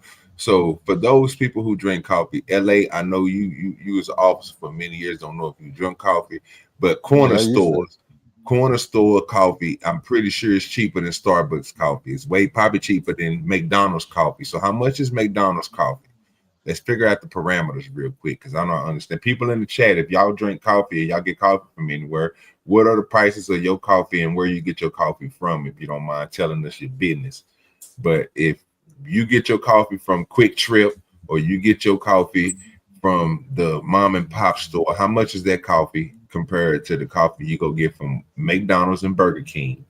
And then you go up to the Starbucks and where the baristas and shit is. Because I'm pretty sure it's all different prices. I'm pretty sure it's not all the same. They are. So I go to Wawa, and when I go to the Wawa, mine is like $2 and something cents, but it's for a large. I can get a large one for like $2 and some change. I just looked it up online, and Resla's right. If you go to Costco, just a 16-ounce coffee is $3.85, almost $4 at Starbucks. Yeah, I just looked it up as well. It said McDonald's is going to probably be the cheapest, or Trader Joe's. Yeah. Or Cafe Bustelo. It's famous said $2, 16 ounces for $2. It's $2. Okay. But it says the average cup is 6 to 7. That's sad, dog. See what I'm saying? No, cuz that is wild. For fucking bean that come out of a pig's ass. It's crazy.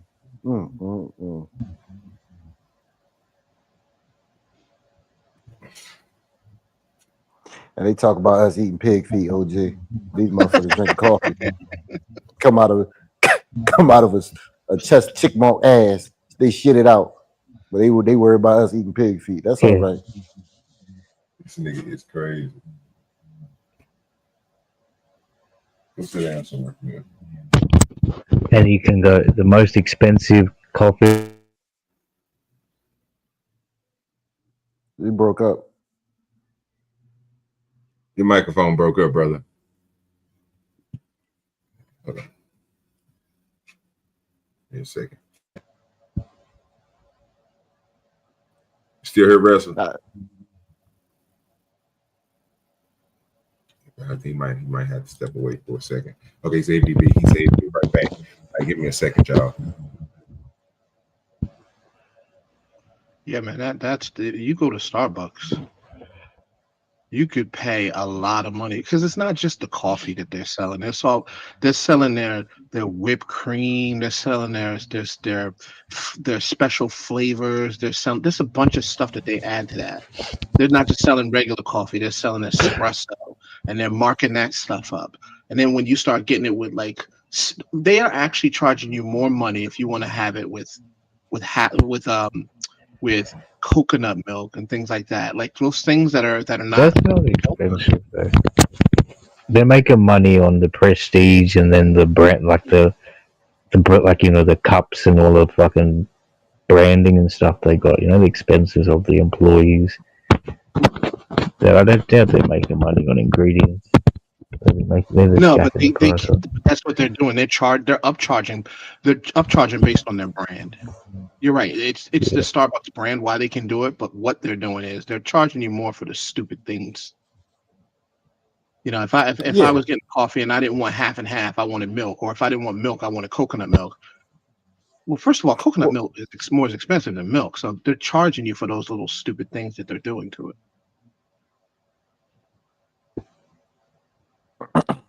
I mean, it all adds up because if you think about it, remember years ago when you used to go to McDonald's and ask for a coffee or even ask for extra ketchups, they used to throw that shit in the bag. Yep. Now you realize they cut all that shit out for a reason. They found out all that money add up. I mean, they probably realized they can get millions of dollars extras a year or so after years because they either cut that out or limit it. So I think all that money add up, man. Yep. And then before you know it, you're walking out with a $12 cup of coffee. And there are people that do that daily. There are people that go and buy gift cards, like Starbucks gift cards, $100, $150, $200 for however, and then they'll re-up on it again. And like it's like people that have cigarettes. Like when you smoke cigarettes, you can't help but to keep going and getting another pack of cigarettes. You don't care about how much. That's the whole fact. Part of your daily. But I'm gonna go get them Newports. Cigarettes in Australia. See, OG? That's exactly what it is. It's an I ain't about addiction. to fight no nigga over Newport. If they ever come to that, I'm just gonna make. Anytime I got some exclusive Newports out, boy, I'm still gonna stick with the runs I've been smoking. Fuck them exclusives. Okay. How much do they run over there? How much is a packet of 20? For the Newport? USA. Yeah. $11. No, for a carton. Oh, for a carton, it's like, but No, for one packet of 20, I said. oh, one pack of the 20, yeah, it's just $11. Oh shit, that's really expensive compared to, because Australia is really expensive. They've got like, I buy them for kind of lower price ones because we got a really bad illegal market at the moment. There's really, really bad underground tobacco going everywhere. It's majority people that, but $35. I buy a packet of 20, so that's probably about 17-ish US. But then that's for a cheaper packet. People know how to make money illegally, don't they? Yeah, man, that's sad. You want to buy these cigarettes? The cheap cigarettes over here, I think you can buy them, nigga, for the cheap ones. I think they're like $4, $3. That's the cheapest cigarettes you probably. I think that you probably get some for like $2 still. I don't know. I don't smoke it. Crackheads smoke cheap cigarettes. Huh? You can get $2 cigarettes. I remember they were $3.50 when I was young. You talking about like the ones them crackheads be smoking? No. Listen, this is how old I am. You used to be able to get a pack of Newport for like $3.50, and then the price. No. Newports is higher than that. All them other, I'm talking about like off-brand bullshit ass cigarettes. You could probably get them motherfuckers for about $3, and that's the ones them crackheads be smoking. Can you still buy Lucy's? I don't even know what it. You talking about ones that you roll up? One cigarette. No, this is one single cigarette. Yeah, I wonder if you can still buy Lucy's. I haven't heard of anyone buying a Lucy in a long time. I know we used to. Some of the shops use 50 cents, 2 for $1. And they used to kill niggas. That's when packs of cigarettes was $5. So you think every time that you bought a 20 pack, you made $10 off a pack of cigarettes. Just like now, most people sell their cigarettes for $1. If they do sell Lucy's, they're selling bitches for $1. So you got 20 cigarettes, that's $20 in a pack. Chinese people in Philly was so cold. When people got their food stamps, they used to go to the corner store, go get some lunch meat, some cheese, and some bullshit, and go get 4 Lucy's on top. They just charge it all to that motherfucking that welfare card, that EBT, man. Yeah. Mm-hmm.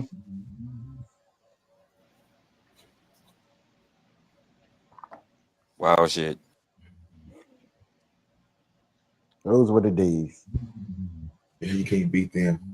All right, we got the one with you and Izzy. Let's go to the one Just thinking of coffee. Go to the Well, intern there's one thing. Oh, okay, I got you. It should be Oh, the you want I was third. gonna say. It should I was be gonna the third. ask, do they No, still I thought do? you said they were together. That's why. Yeah, because the other one gonna go along with it anyway. So Okay, here we go. Oops. yeah. Houston Rockets player is speaking out tonight after his arrest in Fort Bend County. Thank you so much for joining us tonight. I'm Daniela Guzman. Keith Garvin is off. Patrick Beverly was arrested at his home early this morning, charged This nigga with like a assault and crackhead. family violence involving a household member. KPRC2 News reporter Corley Peel joining us now live about why Beverly's attorney says his arrest is a big misunderstanding. Daniela, Patrick Beverly's attorney sent us a statement saying that he was defending his little sister at the time of that incident. Beverly is also cautioning the public about these allegations. Hours after bonding out of jail, Patrick Beverly posted on X. Thank you, Kingdom Minded, for the support. Yeah. Maybe we'll do this. I didn't want to do it. I didn't want to do that. Thank you for the support. Thank you for the support. Go ahead. Got my man Saying, up here please looking don't crazy. believe everything you see on the internet. Hope all is well. Love. Fort Bend You County ain't want to do it deputies to you, showed Pat. up to the former Rockets player's home before 4 a.m. Deputies say a situation transpired between family members, leading to a family clip old violence as shit. incident. He was arrested and later made his $40,000 bond. Details about the crime are not clear. Beverly's attorney released a statement saying in part, he cares deeply about his little sister, a young lady, a minor. Given that when he unexpectedly found her alone in the home with an 18-year-old man in the middle of the night, he was understandably concerned as any brother would be about his sister. However, Oh, he we saw don't his sister believe getting what slutted followed out. happened the way it's been described, and we look forward to the opportunity to crazy. address that in court. Well, get her back blown out.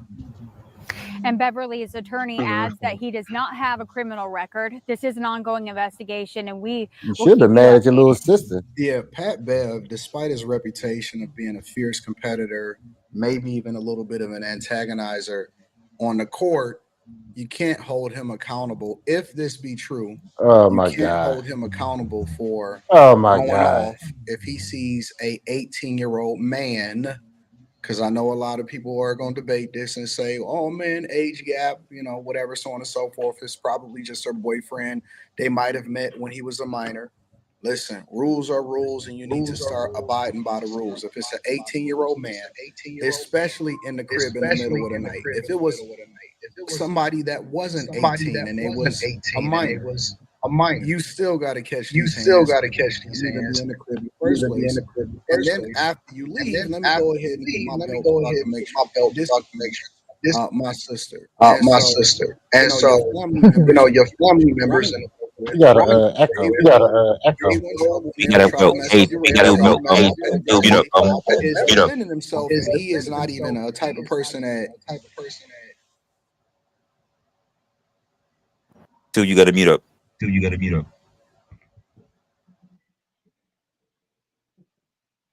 is confrontational in real life, and he don't even have no record like that. I got so many questions. I want to know, what really happened and what they said, what they arrested Pat Bev for, because I'm assuming they saying that, Pat Bev probably got into a physical confrontation with the young 18-year-old, or, the guy that was in the crib while she snuck him in, and then it went Did we left. ever So he yeah, pause it probably real got quick? arrested for assault. Maybe I missed it. Did they ever say how old his sister was? No. So old beer face Yeah, over here. 12 years old. 12 years old. She's 12? They said 12. She's 12? They said 12. Yeah, she said, the news reporter said 18 and a 12-year-old. No. I didn't hear that. I didn't catch that part. Let me look at it up. Yeah, they said it in the news report, I'm pretty sure.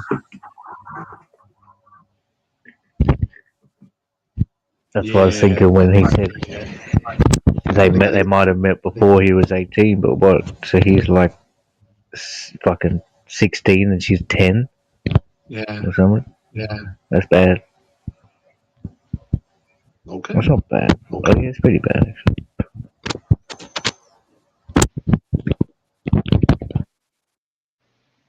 I'm looking to try to find the news reports. They keep on saying calling her a minor. That leads me to believe she older than 12. And the reason why I say that is if she was 12, that would have been the first thing. I'm looking at the reports now. Like every news report just In call the her a video, minor. I'm pretty sure they just said it. If you go back to the video when that lady was talking on the news report. I'm thinking she about 16, 17. Nah. I'm Why would you get angry at that? Why would the brother be angry? Because she gets slutted out in his house. Yeah, It says some sources are citing her. No, they didn't say her name. They didn't say her. They didn't say her age. I They didn't say say her age. A young lady, a minor. What you got? YouTube on in the back? That's not me. That is That's two. not me. That is two. Yeah, two. You got Taylor YouTube wall. And just have StreamYard playing.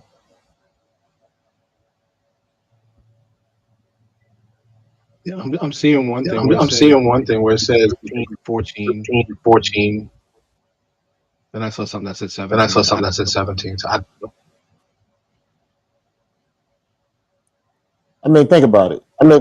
If Hold up. Two time on the channel. You gotta mute or mute YouTube. Oh, me. We're getting feedback. I mean, think about it like this. If she was that age, like let's say 13, 14, he would say it, right? People use minor, they use or not use words for a reason. And I understand minor is under 18. So he's right. He's not wrong with it. But if she was that age, he would say my 12-year-old. Because that would impact more. Like something has to be wrong with that he's just saying minor. That's all. I mean, It I just could be said wrong. a lady, a minor. It didn't say her age. Yeah. So that lets you know something that she can't be too young. Because if she was young, you'd be like my 12-year-old sister, my 11-year-old. I mean, if he's 18 and she's 17, she's still considered to be He's minor. still minor. That's what I said.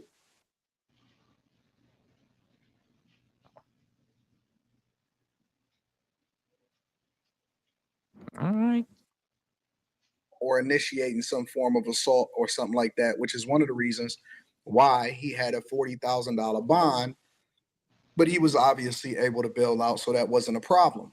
I think that the court of public opinion is probably going to be in Pat Bev's favor.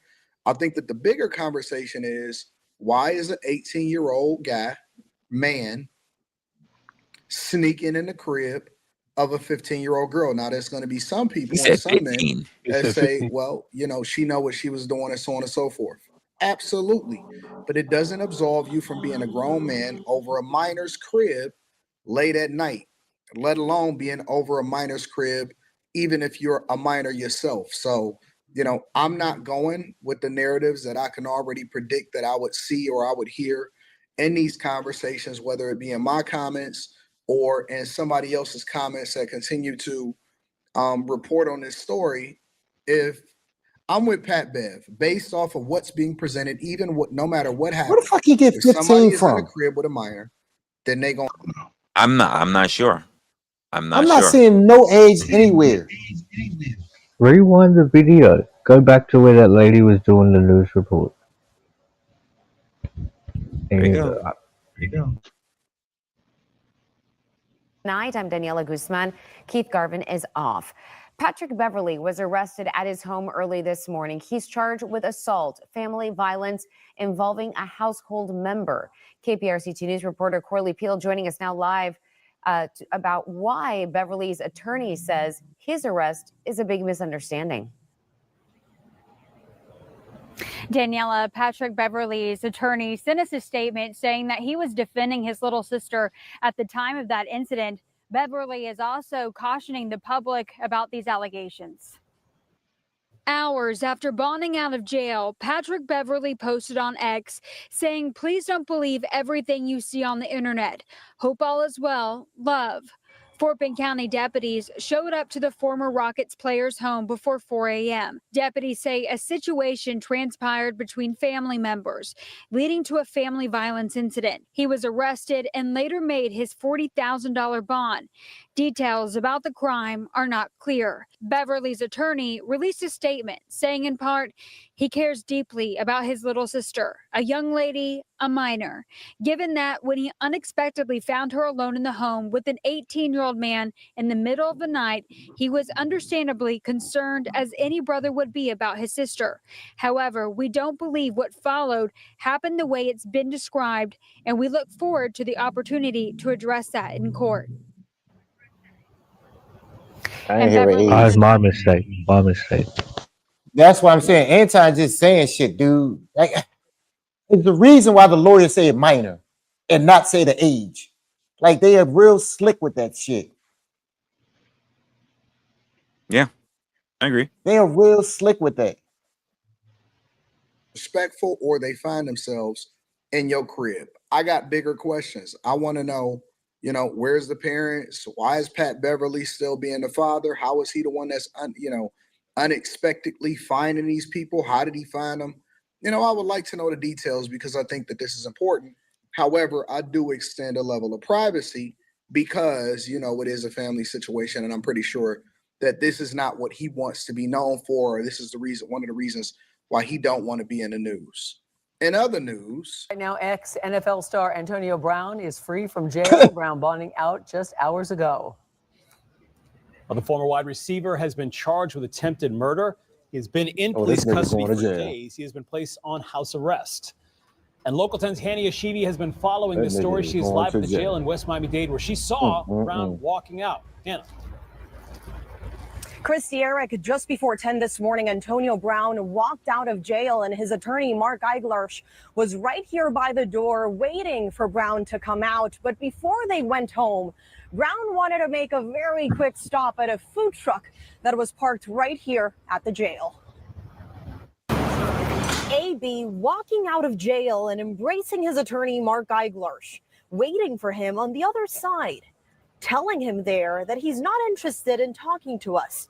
But as soon as he turns his face to the right, he notices the Conch food truck is open for business. We saw him come out and we just called him over to the truck to give him a meal. Brown, without thinking about it twice, made his way straight to the fruity dressed Conch for a cup.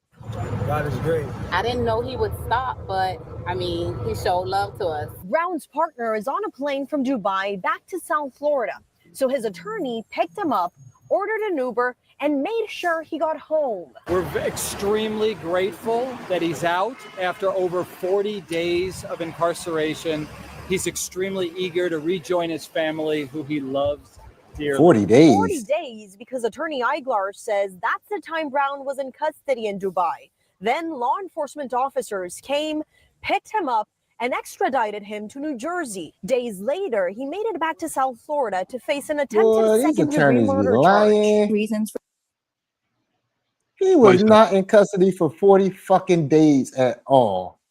Not even close. The nigga was just riding a bike last week in Dubai before they picked him up. My homie got a studio in Dubai that he booked the session for. He the one told me that he was just got extradited before everybody else even said it. So how the fuck was he in custody for 40 goddamn days? He riding around on a bike in Dubai. Why are we doing this, sir? Why are we doing this? Questioned. He's given multiple different reasons for why he went. I have documents that evidence an ongoing business in Dubai, and he went there in May before any warrant was issued. Back in May, investigators say Brown fired a shot that may have grazed a victim's neck during an underground boxing match in Little Haiti. Was the victim shot? Was he actually struck by this bullet? I don't believe so, Judge. This case is clearly overcharged as an attempted second-degree murder. Even the judge said, at worst, we're talking about aggravated assault. Secondly, we have a strong self-defense case. Now, Brown's bond was set at $25,000. Right now, he is wearing an ankle monitor, level 3, which in simple terms basically means that he can roam around freely outside of his house, but the courtroom will be tracking his movements. Yesterday, that judge telling him in his first court appearance that he can't have any type of contact with the victim. Yeah, this does also sounds like an overcharged case. However, we all know Antonio Brown to be a head case.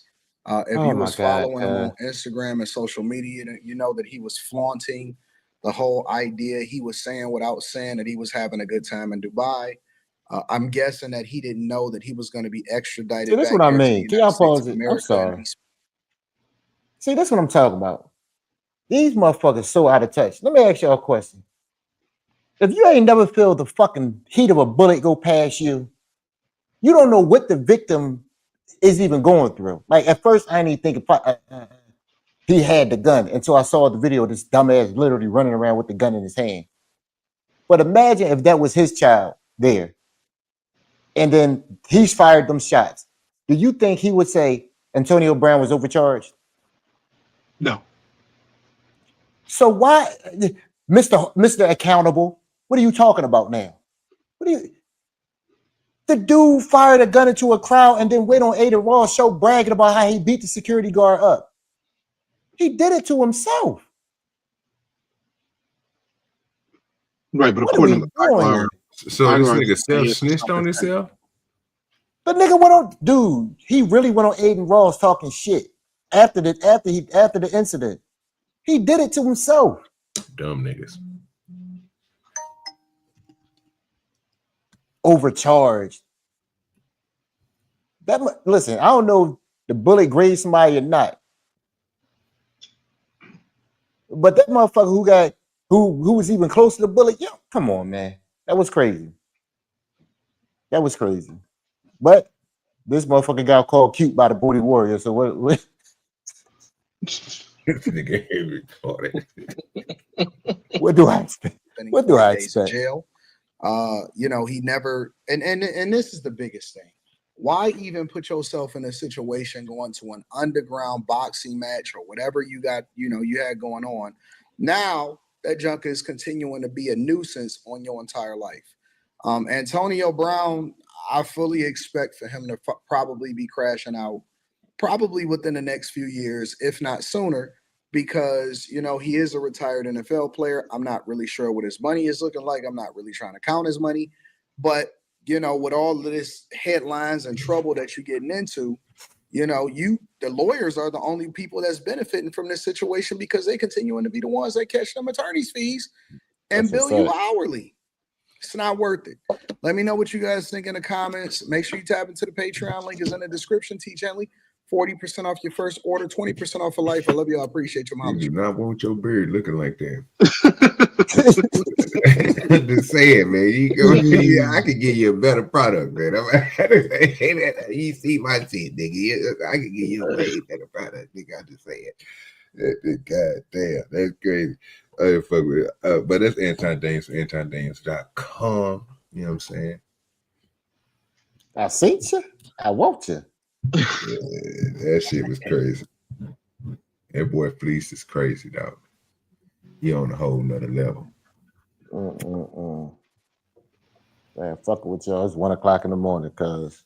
Oh my Jesus. That's a whole fact. Still got at least another hour to give him.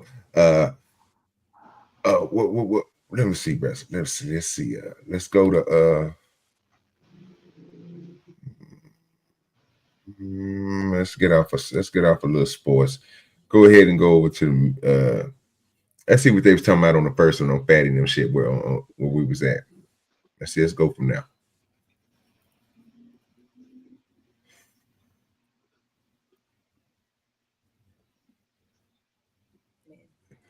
Kids are involved, divorce is involved. It doesn't favor the man. I think we are seeing a couple of instances where men are getting the equal rights of women in certain divorces, but as a whole, it's not equal across the board. It usually favors the mother. You say it don't favor men. So if you're a man that's in I don't agree with that. I feel like it goes with who's in the best position and what's best for the child. So if I'm a man and I got my stuff together, you telling me if I'm a man that got my shit together, I don't smoke, don't drink, none of that shit, got a roof over my head, car, money, and able to take care of my son or my daughter, and the mother is on drugs or some shit, and out on the street living pillar to pole, they're gonna give because she's a woman, they're gonna give my son to the woman because that ain't how they work. That's probably the only thing that. Do you notice how you equalize the equation? You are a decent man, you have everything put together, you don't smoke, you don't drink, and she needs to be on crack, right?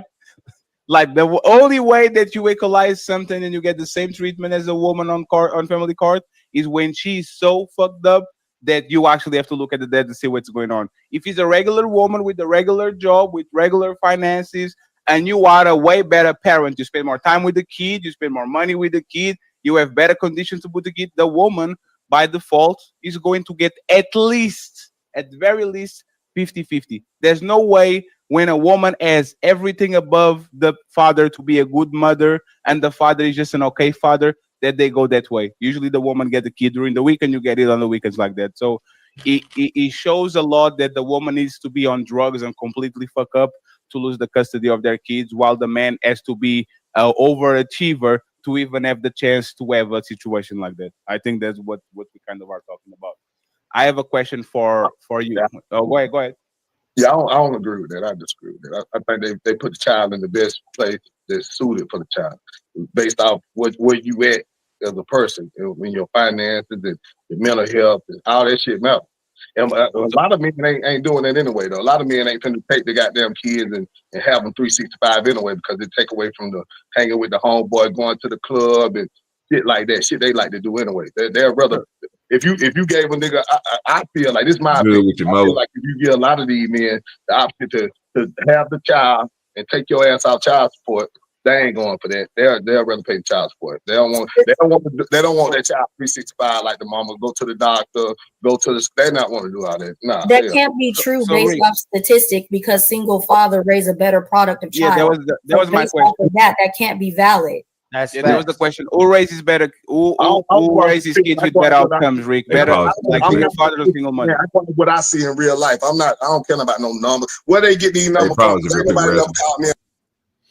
So to his point, and to none of them, so is when what's the nigga, Anthony Edwards, when he changed I ain't gonna say changed the game, because I'm pretty sure it was plenty of people who done the same thing that he done.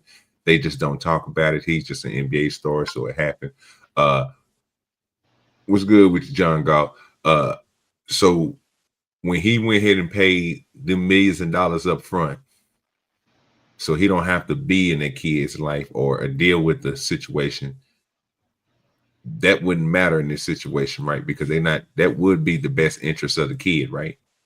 Or would it be for him to be around Anthony Edwards or be around the person with the money?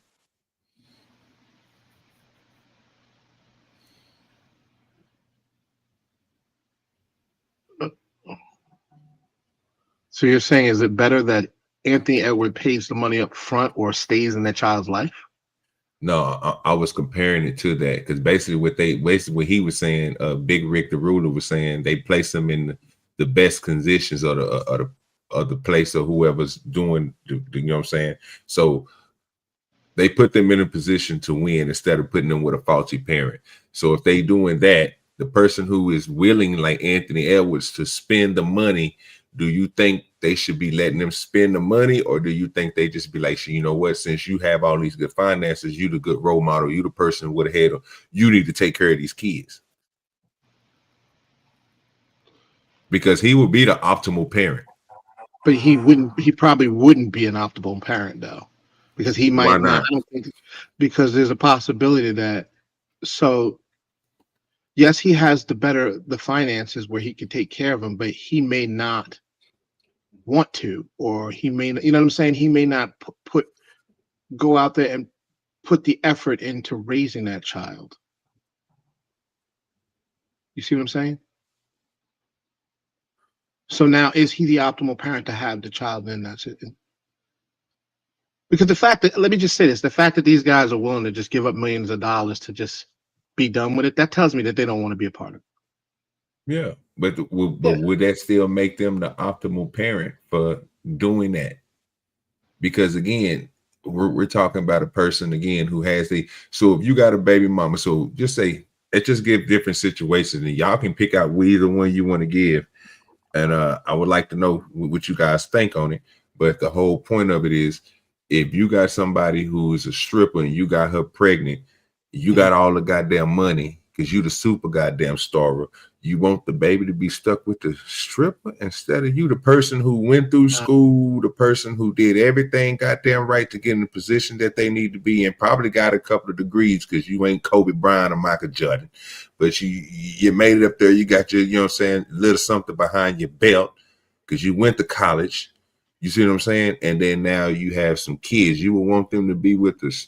You would think that people, if we had to make me, you, LA, and Resla had to look at a situation, you think we'd be like, okay, well, the kids need to stay with the stripper, or do you think we're going to push them towards the person who got the education, the person who's doing well out? Well, when you talk about you, me, LA, like our personalities aren't like NBA players. So it's different.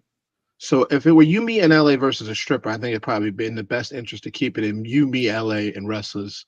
Sorry for leaving you out, Wrestler, and Wrestler's hands. If we were financially able to do it, then it probably makes more sense, right? But when we talk about an NBA player, if an NBA player goes out and blows the back out of a stripper, and they end up having a child, that baby is fucked, because probably neither one of them really want to deal with that baby.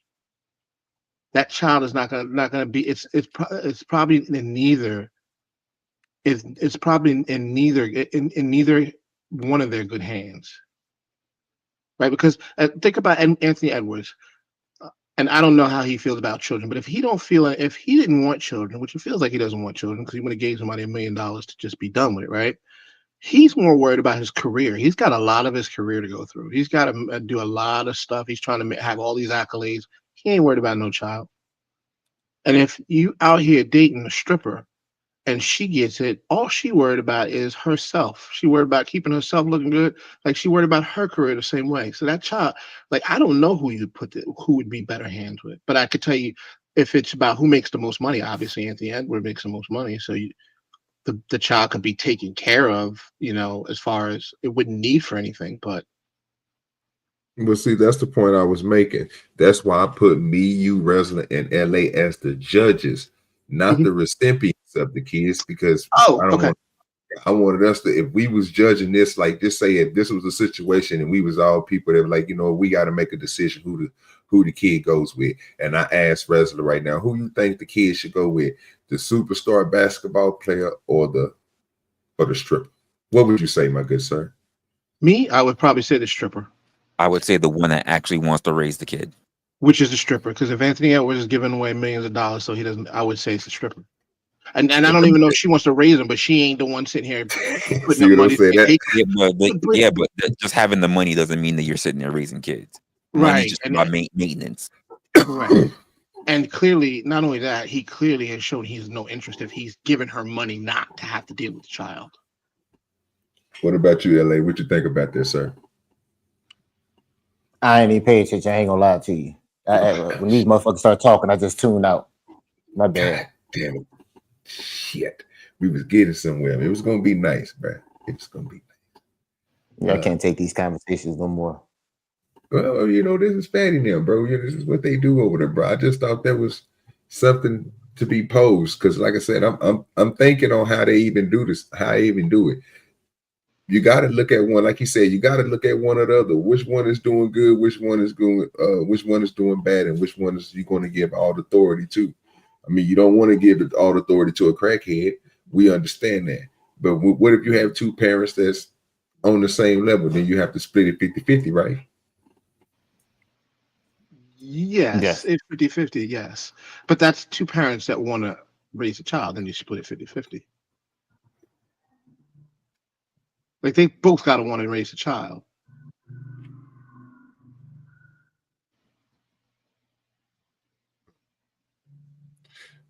I'm with Stackpot on this, man. These conversations get wild because if I look at that panel, I don't know how many of them are married, how many of them are divorced, how many of them had kids, how many had to go through this kind of process, but they talking about it like this is what happens and that's what happens and this is.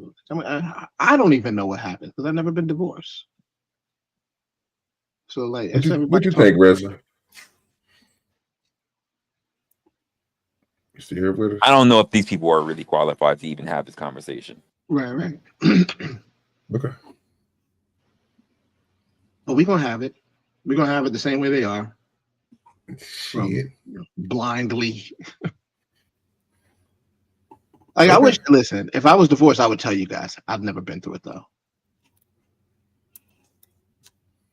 Yeah, me either. So I couldn't tell you about it.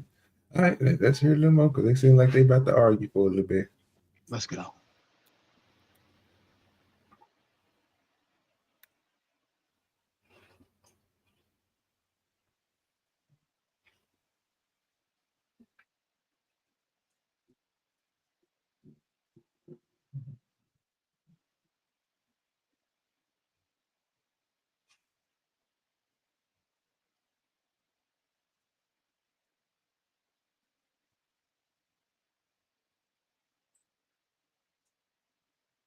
Am I frozen? No.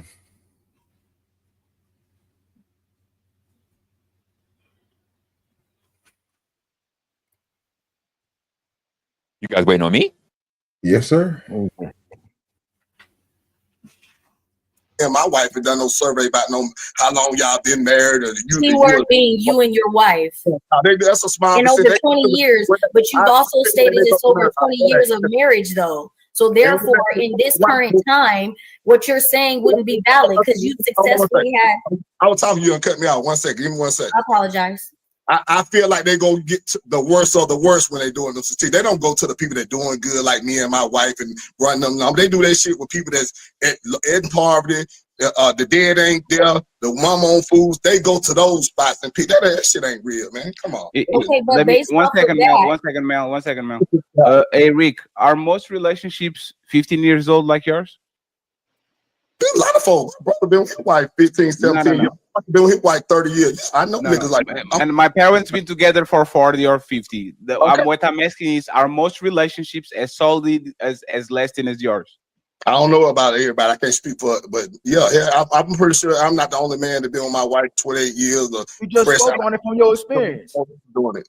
It just ain't advertised a lot because you see a bunch of bullshit. You see more bullshit than you do men like me that'll glorify my marriage and love my wife out loud because I got a big ass platform. You got me. A lot of men ain't got no platform. They not on TikTok and shit. The men that do, they doing their work and standing on business. So yes, I think it's a whole lot of men that they're not on the forefront like me with this shit, but I think it's a hell of a lot more married men out here standing on business. So not even married, just committed relationships and doing the right thing by their women. All of us ain't fucked up.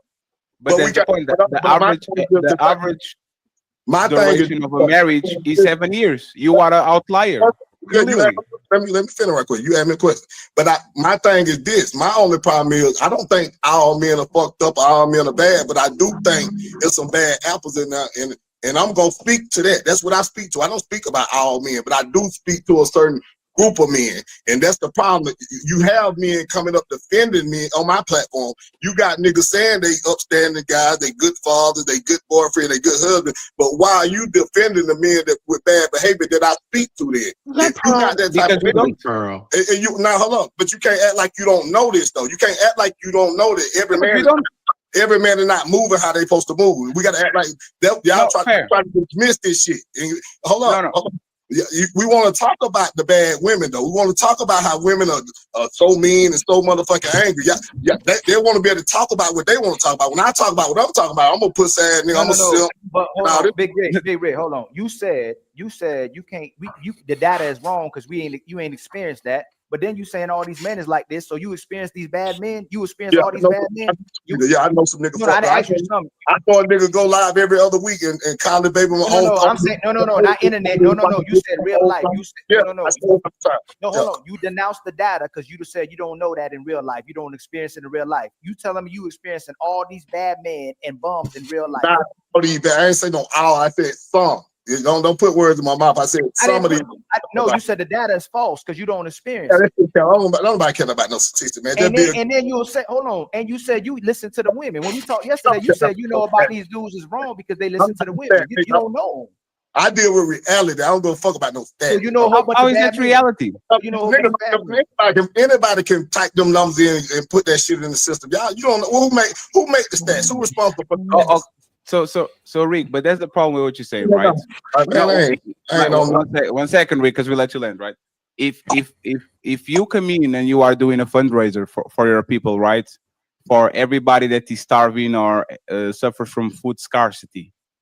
And my name is Fatty. And I'm like, I never starve. My food is fridge. Like my fridge is full. I order $30 of Uber Eats every day. So because I'm not experienced, that means that it's not true. This is just numbers that Rick is putting out there. Somebody's going to call me out. Somebody's going to say, Fatty, your reality, just because your name is Fatty and you seem like you are overeating or you have a full fridge, doesn't mean there's not thousands, millions of people that go to sleep every day with the empty belly.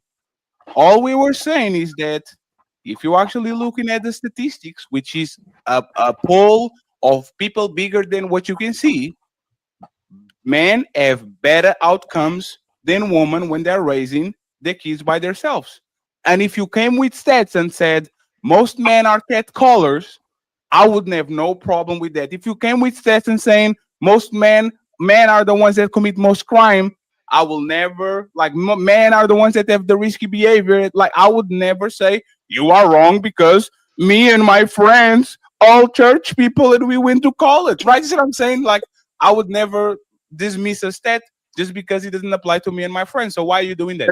That's good for you. You stand on what you stand on with stats. I don't fuck with stats. I deal with reality. So you got your mind made up that you're a stat man, and I got in my mind. I actually agree with him. I don't care about stats. I don't care about this. I actually do agree with him because stats can be made up of anything. Exactly. To be fair, they can't you don't know. Where does white bitch come from? If I could chime in, my experience is that most mothers are terrible. I think that men would be like two good mothers. That's everybody's favorite girl. You can't talk about Pearl. That's OG white Stevie right there. That's OG white Stevie. They aren't generally. Hey, go ahead, Pearl. Get them, I think they like the clout of the kids. There's no white woman named Pearl. Like, that's why you see a lot of mothers put on like what they want. Like in they might want the kid to be a doctor. The kid wants to be his own person, and they say no, be a doctor because you know you got to make me look cool for my friends. The mothers are the ones that post their kids on Twitter. Where there are pedophiles on that app, and they say, F it, let me get some clout off this kid. That would be my experience, but I could understand if you had a different one, sir. So I understand we all have our own, but I have not met very many good mothers. If we go into single mothers, I would say it's even less. So that would be my experience. The data does back up mine a little bit more than yours, but I do understand being critical of data because I've been in this industry 5 years and people can manipulate stats to say anything. So I do understand. Not just that. Yes, ma'am. I agree with that part. That's all I'm saying. I mean, when it comes to data, it's all reliant on people that just want to submit to the data. Not everybody wants to submit to data. Like nobody wants to be a statistic. Not many people want to tell you about how their marriage are and be considered a percentage. They just want to go about their lives. So not everybody is submitting the data. So when I speak to people about statistics, they say, oh, well, statistics are, a percentage of and the likelihood of, and there's a science behind it. I get it. But like if the majority of people just want to go about their lives and they don't want to submit to data, then what kind of pool are we pulling from?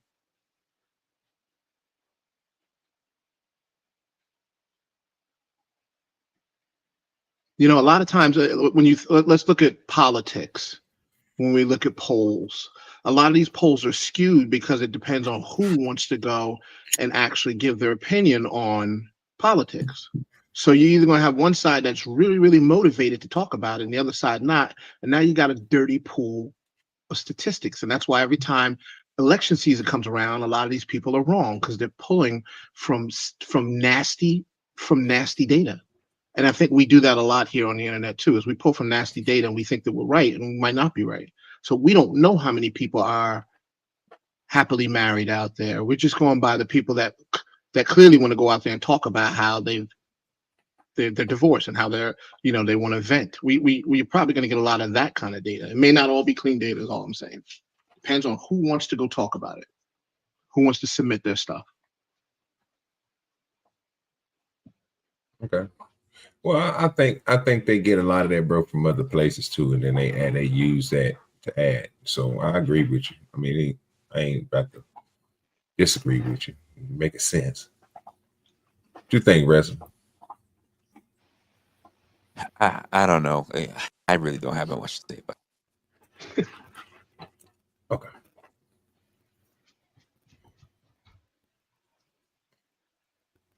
Well, shit.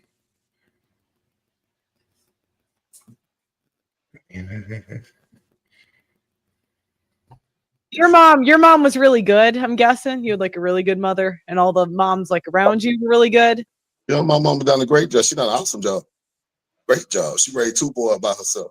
Done a great job. But there's the point is, most people don't like at this point. Either it's very close to 50% of relationships that the people don't stay together, or they stay together, and those 50% are relationships that are lack of sex. People are not happy. People need to pay the mortgage, so they don't want to be homeless and sleep on their car, so they stay together. Like, wouldn't that actually be a reflection of what we were talking today? Even Michelle Obama said, "I was miserable for 10 years." Should she leave?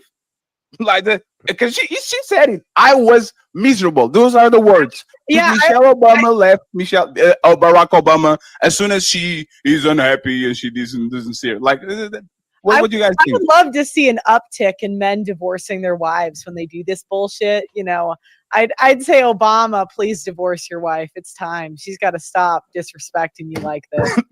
He'll never do it, but I actually don't agree with you. Are you saying if a woman give you come to you, right, and she feels a certain type of way, and she's no longer happy with the standard of treatment that you giving her in that marriage, that she is being disrespectful, you should just tap out and leave her? I think when it gets to the point where she's comfortable doing it publicly in front of everybody, when she really doesn't have to. Like, I mean, this is Michelle Obama. Every bill is taken care of for her, every need. What more do you want? You were married to the president of the United States. You lived in the White House. So I think when it gets to that level, I think, that's kind of torture for a man. I think more men deserve some peace. So, that'd be my opinion. But y'all said it. Hold on, before if she said it, y'all need to support her, because early on in the show you said if this man ain't feeling happy, if his wife isn't cooperating, she's not doing right by him, y'all told her to leave. But I'm telling you, when y'all get comfortable, you'll take the woman's side instead of acknowledging what the man is saying. It's very hard to trust a brother who will have all these women say one thing, and we know that we see what's happening out in society. When you say your experience and brothers say their experience, most of these women ain't doing right by their men, but we listen more to the women that we know that's happening than the actual brothers who are saying it, solid or not solid. The brothers who ain't solid ain't got no right to complain, right? But the brothers who are solid, they got the right to complain. And when you see these men's wives coming up in public and doing these things, Big Rick, you got to know something wrong. Michael B. Jordan wife did him a certain way. Tom Brady wife did him a certain way. Johnny Depp wife did him a certain way. These are Michael B. Jordan had a wife. These are relationships too, Jazz. Being honest, okay. What she say? What did Michelle Obama say that was disrespectful to her husband? She wasn't happy. She wasn't happy with that man for 10. She wasn't happy with him for 10 years. That's her truth, though. You want her to lie? You know what I'm saying? How you just did? So if I came out and said my woman didn't make me happy for 10 years, that's not disrespect to my household. There's Rick, you have to agree with and Ali. That's why Man, this is. Hey Rick, no, one second, Ali. Hey Rick, have you ever been sad with your woman, feel disrespectful with your woman? Let me ask the question to you guys. I don't think if your wife, if your significant other says that they've been miserable with you for 10 years, I don't want to be with her. Is that grounds for you leaving? I think it's grounds for a talk, but yeah, probably you leaving, because if you're not happy for 10 years, what do you get? Well, I mean, if you want to go back to what some of these people say, a lot of people end up staying with each other for what, kids, or the illusion of what it's like to be in a committed marriage and relationship. Or the fear of starting over, all this other shit. Right. And so here's how I look at it. right? So yes, there is the fear that your children will suffer. But when you before you had the kids, you committed to her and you were there to keep her happy and she was there to keep you happy. And if one of you guys are not happy for a period of 10 years, then it doesn't matter. You're not even going to be able to raise those kids right. Well, question. What if it wasn't commitment? What if it was strictly responsibility? All right. So explain that a little bit better. Well, a commitment is like I promise I'll do these things. I want to do these things. These are the things that I agree to. Versus, like we say, like the gentleman we just talked about before earlier. He gets the stripper pregnant, right? What if he's like, damn, I gotta stick around because I'm supposed, I got a kid out here. I gotta raise a kid. That doesn't mean he said he's committed to her. He wants to be responsible for raising his kid. So I see what you're hitting on too, and this is one of the things that the next generation, like your generation, has gotten right, which is to just treat it like a partnership so that you can get what you need done. Is that what you're saying? Well, I'm saying a lot of people move like that. I mean, we do it even in terms of work. A lot of people do this. We do, and I think it's good to do that. But I think nowadays, there's so much resentment gets pent up that it's sometimes unsustainable at the end. I hear it can really nasty at the end. I hear you, B-baller. But you know, we also had that idea to make this kind of decision. We heard about our parents and grandparents who stayed in marriages way too longer than they needed to, when they were both miserable and hated each other. Right. So you're saying that's a good idea to do that for kids? For the sake of the kids? Well, if you want to be, let's just put it, I'm not saying it's all households like this, but there's enough households where apparently parents are not on the same game plan of even holding down the whole, well, we can argue, we just can't do it in front of the kids. They don't say that no more. So there are plenty of people, by the way, young people who will grow up to become adults who will turn around and say, I'm never going to get married based on how my parents behave with each other. I don't want that for myself. Because why? These people were the example. No, I see what you do hear that a lot, though. You do hear people saying that a lot, like they don't, because of what they seen, it makes them look at their relationship differently. So, and then it's a lot of people that build from that too, B-baller. So, you know what I'm saying? It's like people who seen the goodness of a relationship and the goodness of a partnership and stayed with it for years and never showed you that. So some people ain't never displayed that type of, but what we see now is everybody is doing it online. And to their point, it's just, man, it goes back to that's that YouTube talking point. And, you just gotta leave. You gotta go. You know what I'm saying? You gotta skedaddle. I mean, guess what? I've sat with some of these older people, especially like boomers, when I was very much younger, and they were like in the old retirement homes and everything, those early boomers. And even some of them were like, I wish I had left early. You look at that as one of a regret. I wish I had left early so I could have lived my own life, because what you learn is that this is the one life you get. Yep. I love my kids. I love my kids. Love my grandbabies. Love seeing how the family I've developed. But I wish I got to know me. Everything I know was about the guy I stuck with. It's about the woman I stuck with, and we hated each other. And by the time everybody was already out the house, we're too old to start over. So now we just enemies riding it out to the end. Yeah, no, I see what you're saying. So to me, it's just about how you're right. You're absolutely right. You do only have one life to live, and you should live it the best that you can. I don't think I looked at that for other people the same way as, like, when I look at mine and I start preaching to people about how marriage could and should be. I just think that certain people are built a little different. Some people are built to be selfish. Some people are built to be selfless. And then there's a lot of people in between, right? I just don't know. I'm just trying to find. So when I talk to people about it, I'm just trying to see if I can root out or find the people that are a little more selfless. But you're probably right. I think as a society, I think as human beings, we are geared towards moving towards being happy for ourselves. Like you said, we only have one life to live. I guess I never looked at that. I got to get a divorce tomorrow, ASAP. Thank you. No, let me stop. No, but yeah, I see what you. I don't think I've ever looked at it like that. I see what you're saying. And I think now when I have these conversations, I'm going to look at it a little bit more like that because I don't think anybody's ever said that where they're like, I've seen it, and even though we get out at the other end, fine. What I had to see, I don't want to have to go through that. So the reason why I say is because I'm speaking about not only what I noticed as a young man in my 20s when I saw it volunteering at nursing homes, but also the first half of my life I was raised with my grandparents who did not like each other. The second half was me living with my mom and my then father-in-law, stepdad, and their relationship was totally different. So I got to see both sides. I got to see the abusive side of one side, and I got to see the loving side of one side. And I was in the middle trying to figure out what life is like. And then also hearing other people's tales, much older than me. I saw some people that said, "Oh my God, yes, clap, they've been together for 40 years." And the other one's like, "Can't go nowhere. I've been locked with this person for 40 fucking years. I can't start over." That's the thing, man. It's the way people look at it. See, that's the thing. I think it depends on.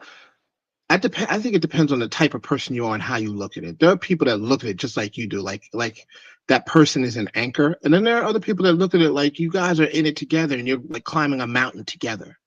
So yin and yang, you do, and I help you up, and you help me up. And the problem with that is that when you have that inspirational mindset, and it's great to have that, but there are plenty of people that you know what they end up doing. You think it's a yin and yang, like you're helping each other climb, and really somebody's just doing a fireman's carry. Cool, but if you take that away, what do you have? A bunch of people out here just rowing in different directions. I just think take away that life, inspiration, you got people rowing. life. I think we just really need to have a reality check and just saying that life is just not going to be great for everyone. But it's not great. Yeah, it isn't. Even for the married person that looks like they're happy forever, it's not great all the time for them. Well, sure, but the idea that it's this thing that, and this is why I say all the time, like, life doesn't owe you any explanations. It doesn't owe you anything. True. It's gonna do what it's gonna do, which means you need to make the best decision for yourself. Don't lock yourself in. Just do the responsibility you're there for. So if you're a parent because you put a kid on this earth, take care of your responsibilities. No, I agree with that. What's your responsibilities? Did it say you have to lock yourself in? No, it didn't. Did it say you couldn't be a good parent? It didn't. Did it say that you had to now be shackled to this one person? No. Did it say that you have to force yourself to not love them? No. There are plenty of households. Well, by the way, we can say this from the boomer generation, even before that. But there were parents that just stuck with each other, but they slept in different beds. Or if they did sleep. If now we just moved to something totally different. Before they had one bedroom with two beds. Now they sleep in two different rooms. Mm-hmm. But the premise is still the same. Human beings are just like this. Some work out, some don't. But the question is, when the time comes, when it's time to pull the cord, can they? And for what I've seen from a bunch of the older generations, they don't pull the cord because of how the optics look. Versus this generation now says, nope, not gonna do it. Well, no, I think the older generation, they did what you said, which is they took care of their responsibility. They saw it through till the kids were raised. And then after that, they probably just didn't want to deal with the bullshit that's out there. That's the so point. They like, listen, well, who wants the younger generation now saying, listen, I'm going to do my best to be a good father. She's going to do her best to be a good mother. But we don't need to be stuck to each other if we hate each other. If anything, we gonna figure it out, or maybe we extend our own families and we'll still have extra people now to actually show love to those kids. But it's better than having a battle on the base because it doesn't look good for the kid. Now, unfortunately, baller, we see this. We see the whole resentment between parents and kids being backpack kids because they hear nasty shit between people. And this is just a problem with certain people. Not all parents are like this. Or even some people, some parents, if they do have resentment toward each other, they know not to tell the kid this. They let the kid figure it out on their own. Right. To me, that's the best way to go. I can't stand that motherfucker. But don't do that in front of the kid. And I think this is where you're right. I think there's a lot more of that going on in society where even if I were to sit there, if I were to say, you know what, you guys should stay together, I can't really say that because I can't guarantee that people are responsible enough to do what we just said, which is to don't do those things. I agree. So yeah, so that's what we're looking at here. See, Ruthless. Yes, sir. Well, one thing, Ruthless, before you take off. Here's what I'll say to what you mentioned, the word commitment. If you really don't like each other, don't worry about your commitment to each other. Be committed to the kid. And that's where you make your mistake. Women are not doing that. Women will burn the whole house down. They take the kids and turn them against you. It's over for that.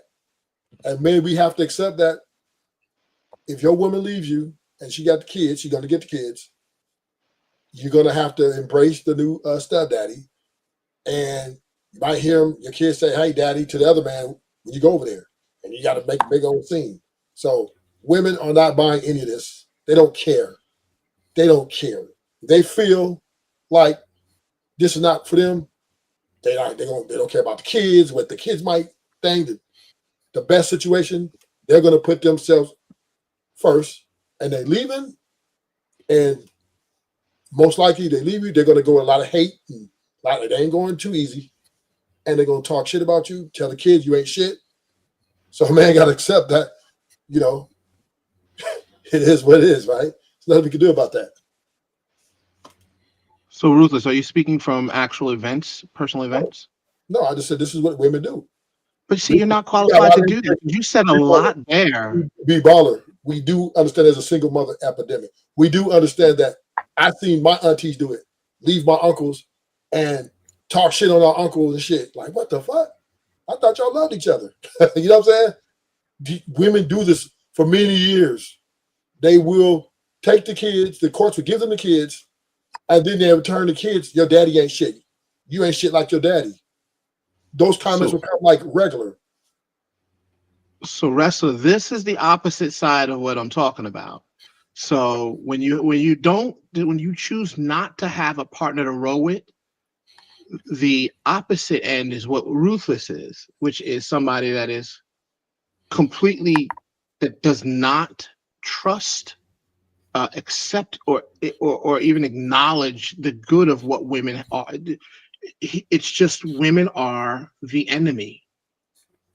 Well, and then you start having people walking around like that, and then this is the fear that I. So this is the fear that I have right here, is that people aren't looking to find relationships with the opposite sex, or with the opposite sex. Talking about B-baller, the foolish shit you just got to come out. Dude, you don't look to have relationships. What you doing is you telling everybody to just go fuck these women, to go sit there and spend money on them, but don't spend money on them, but do spend money on them. But don't leave with your dollars. Hold on, I'm talking. Yeah, but you're not representing us. It don't matter. This ain't, but we're not on Ruthless Truth Show, so you don't get to mute me or anything like that. You have to sit back and listen. You have to sit back and listen.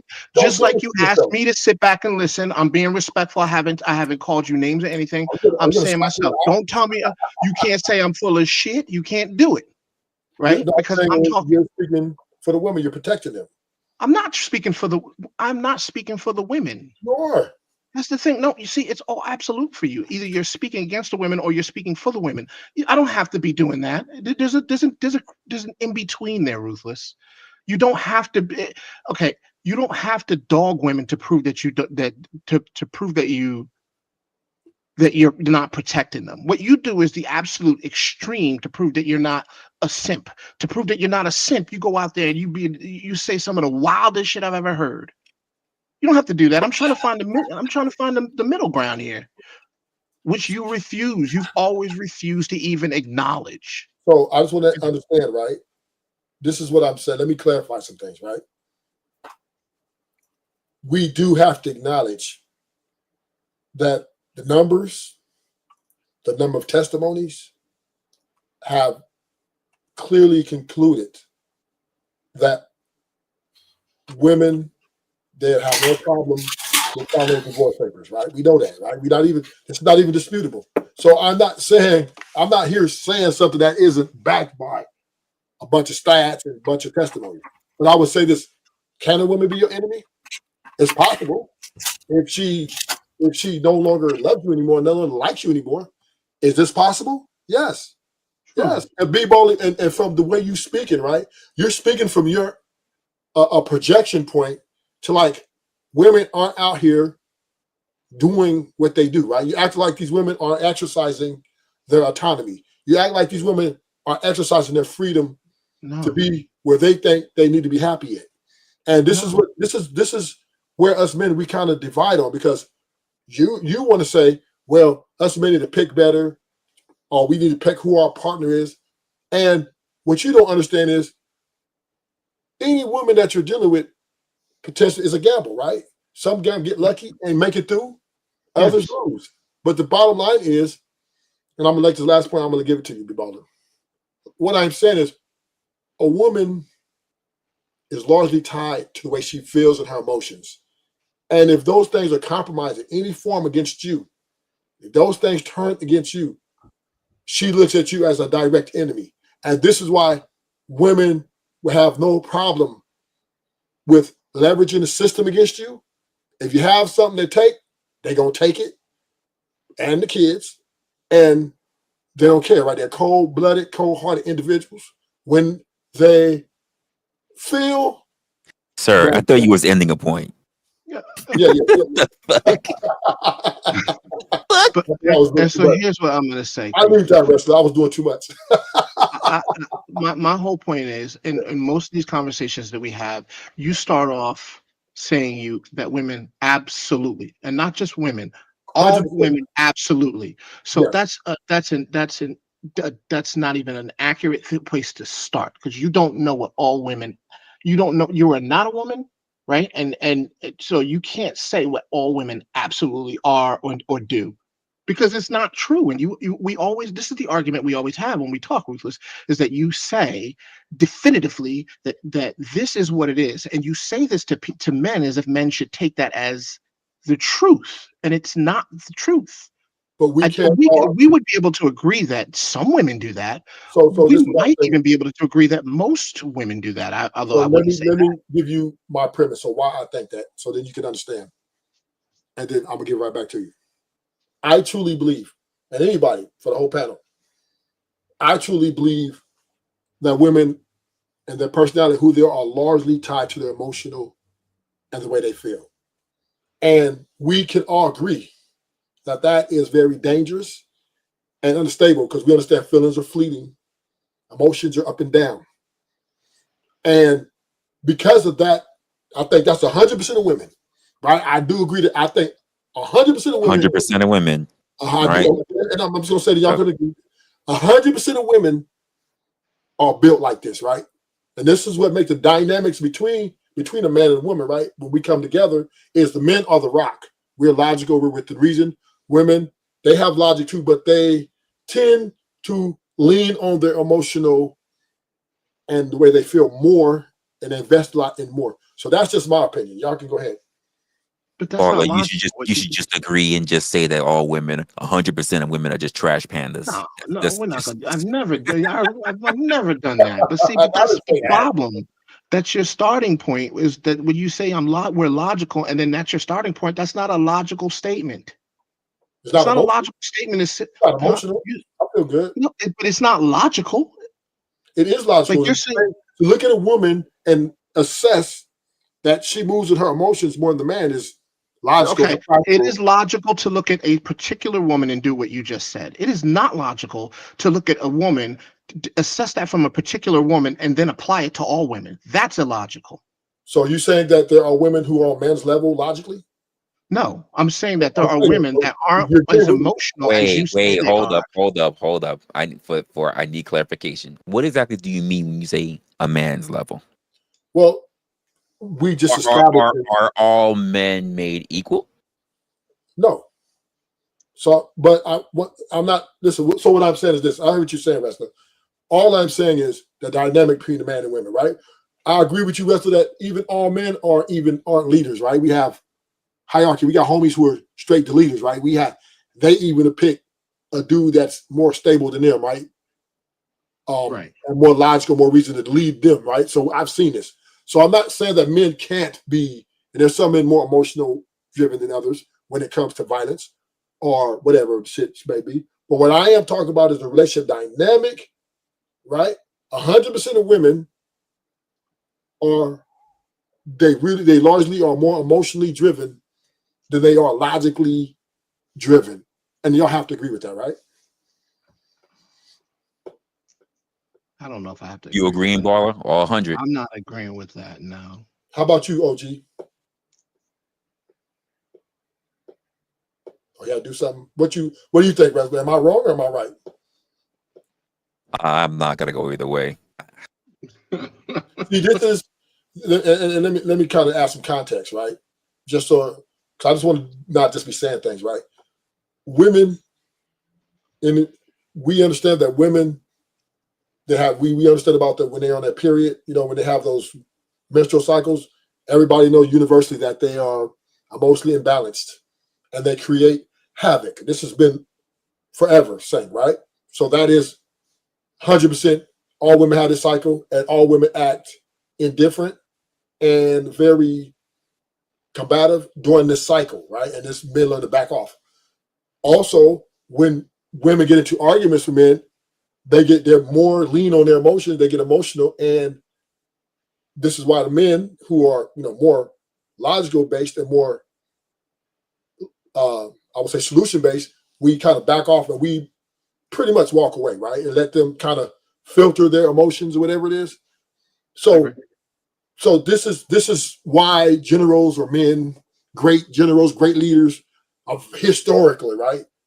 Men are the apex predators, not only because we're strong, but because we can strategically think outside of our emotions, right? We can go and delete 100 men and not have any emotional recourse, right? We could do it and go to sleep. Now, I'm not saying, there's some men who break down, PTSD, whatever. But in large, when you build your army, are you building protection and you're putting structures in place for physical capability to tame an environment? You want largely 99.9% of your force to be men, right? Because you need logical and rational thinkers to dominate. This is why women will never dominate these type of things, because everybody knows, right? Ain't no way you get a woman as a general over hope. No, that's death by 1,000 cuts. So this is, we got to agree with that, right? Nobody's going to build an army. If I say, big baller, we got a beef. These dudes coming on the block and they cause a problem. We're not going to get no gang of women and say, hey, let's go do this. We finna go get some homies with capability, and then we're going to put a plan together. We're going to strategically, we got to figure out, right? This is what we do. This is why we're the protectors. This is why we take on that position, because we can go outside our emotions and still function to get the job done.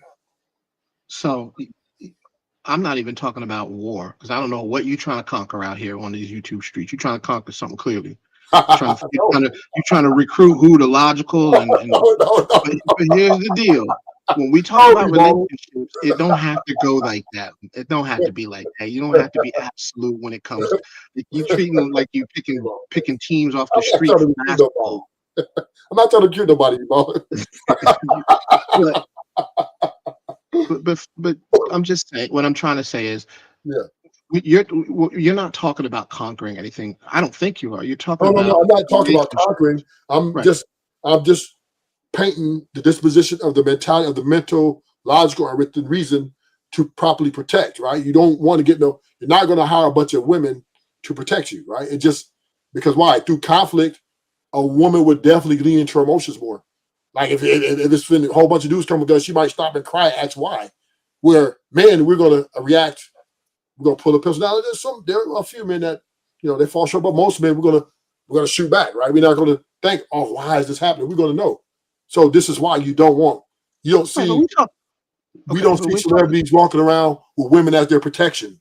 Nobody pays women top dollar for that damn job, because you need someone within reason and stability to have that. So I'm just painting a picture of the mental institution of difference between men and women. And I'm not saying that women aren't loved in our society. What I'm saying is they are looked at as the weaker vessel. They are looked at as they need our covering, because part of the protection ain't just fighting, big baller. We also have to protect them from themselves. You see how you make them sound like you make women sound like, jeez. Like I have a hard time. I don't. It's not even like I want to do this, but I just have such a hard time. I don't want. I have a hard time. Well, you're talking about them like they're feeble-minded children. No, they're not children. They're adults. But you make it seem like we got to protect them from themselves. It's easy to get past ruthless bullshit. Hey, what's up, OG? I was talking about you. Believe me, I was listening, bro. You know, I'm over here taking care of other things. I said I'll be back. I'm back now. Sorry about that. If you was looking for me in the chat or whatever, I'm back now. But check this out. Watch this, be baller. So ruthless. Do the women that you speak of, is this all? All 100%. Said 100%. 100%. Let me clarify. Emotionally driven at a higher rate than men are 100% women. That need to be protected from themselves, all that other stuff you said too, right? Yeah, that's part of man's duty when he takes on his wife. Okay. Don't you agree? No. You know why you don't agree, B-Baller? You know why because he says you're an ally.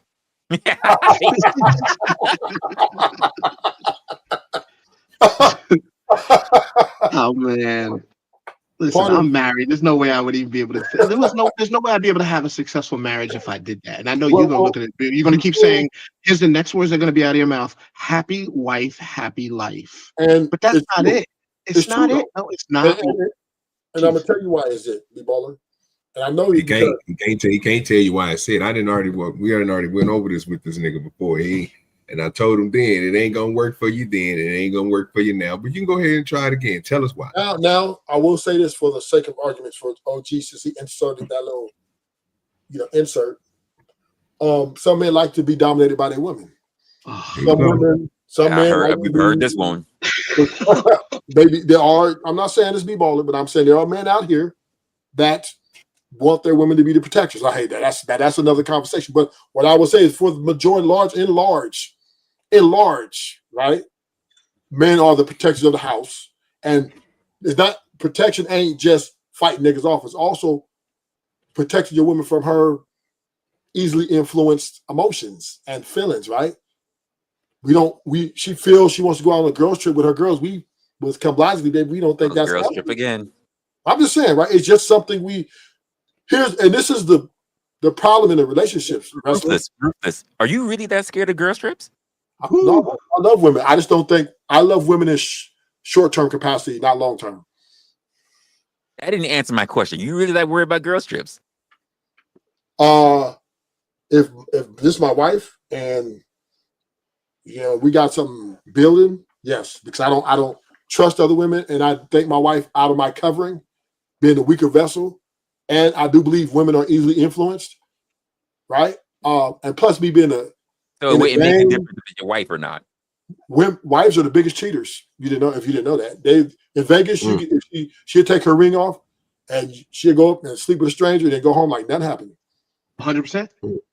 What happens in Vegas stays in Vegas. That's the saying, right? And this is the woman. It's not 100% though. Not 100%. I ain't gonna say that, OG Dirty. But I'm saying is, I am now. If she's going with her mom and her sisters, okay, I'm approve that. But if she's going with her friends, you can't be her mom there. Her mom there.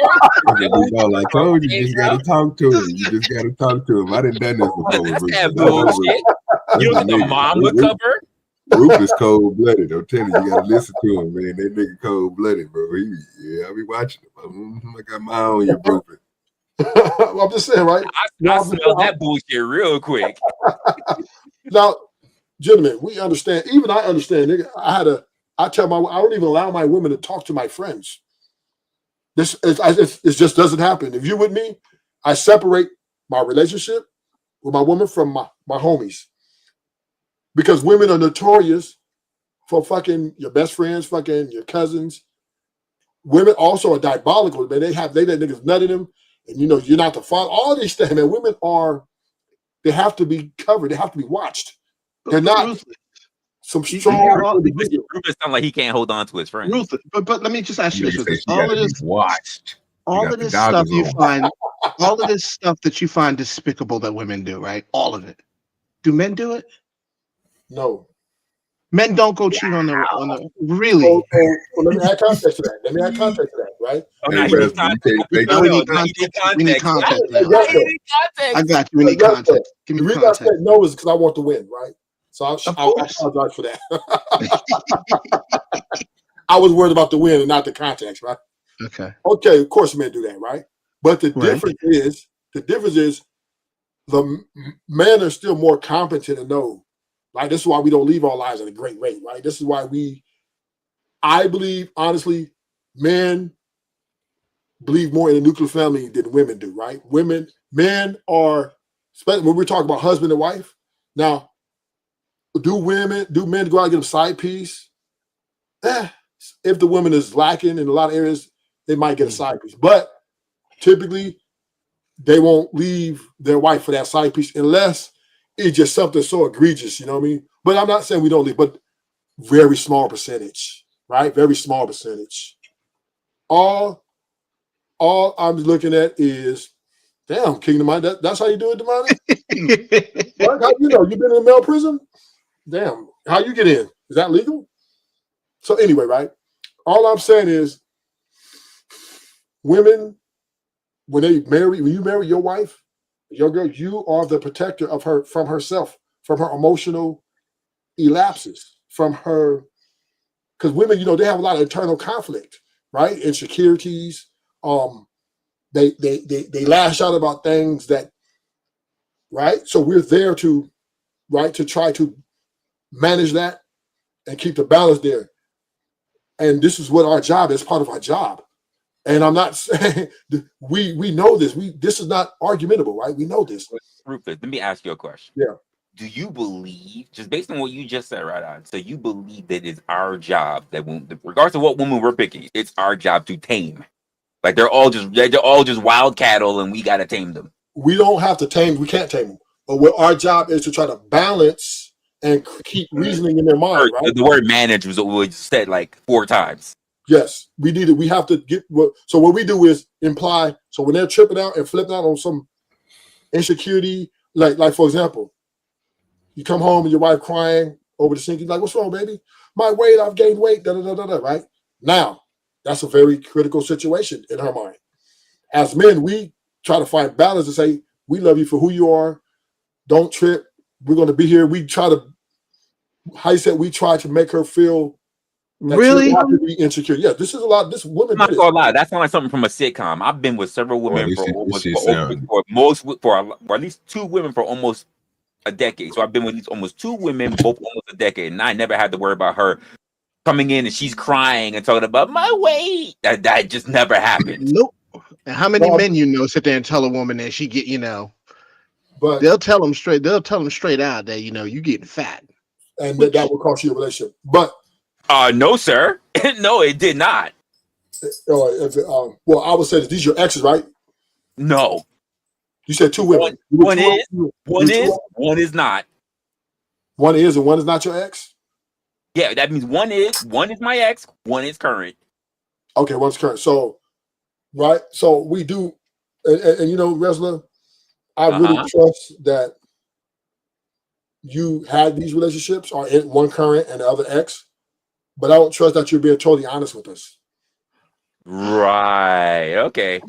And it's understandable because men, we want to take the wins how we get them. So I think we do have to come to this as men, right? We do understand our women, they create problems that are not there sometimes, right? This is they're notorious for, right? The internal conflict which they have within themselves. Sometimes we have to be there for them in ways to try to let them know everything's okay. This is the dynamic. We are the rock, they are the pillow.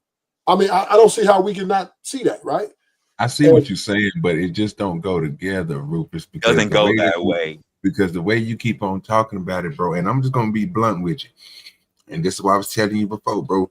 Ain't no way in the world you have any control or you can manage the pussy. The try. I said you can't manage none of that, sir. Well, and, I know that. And you ain't got no iron chastity to put around her waist so nobody can touch that box, fill that box, no nothing. For some reason, you think that it's all implied on you, but you ain't got no control over that, sir. Right? Even the women that you go and you meet out there, they're giving it to you. Oh, listen, here's the funny part. Every time I'm hearing Rufus say all this stuff, all I'm hearing is someone trying to do risk mitigation on something that he can't control at all. Because he can never be there 1,000% to catch every single thing going on. You got the chastity belts for sale. I agree with you guys more than you guys think, right?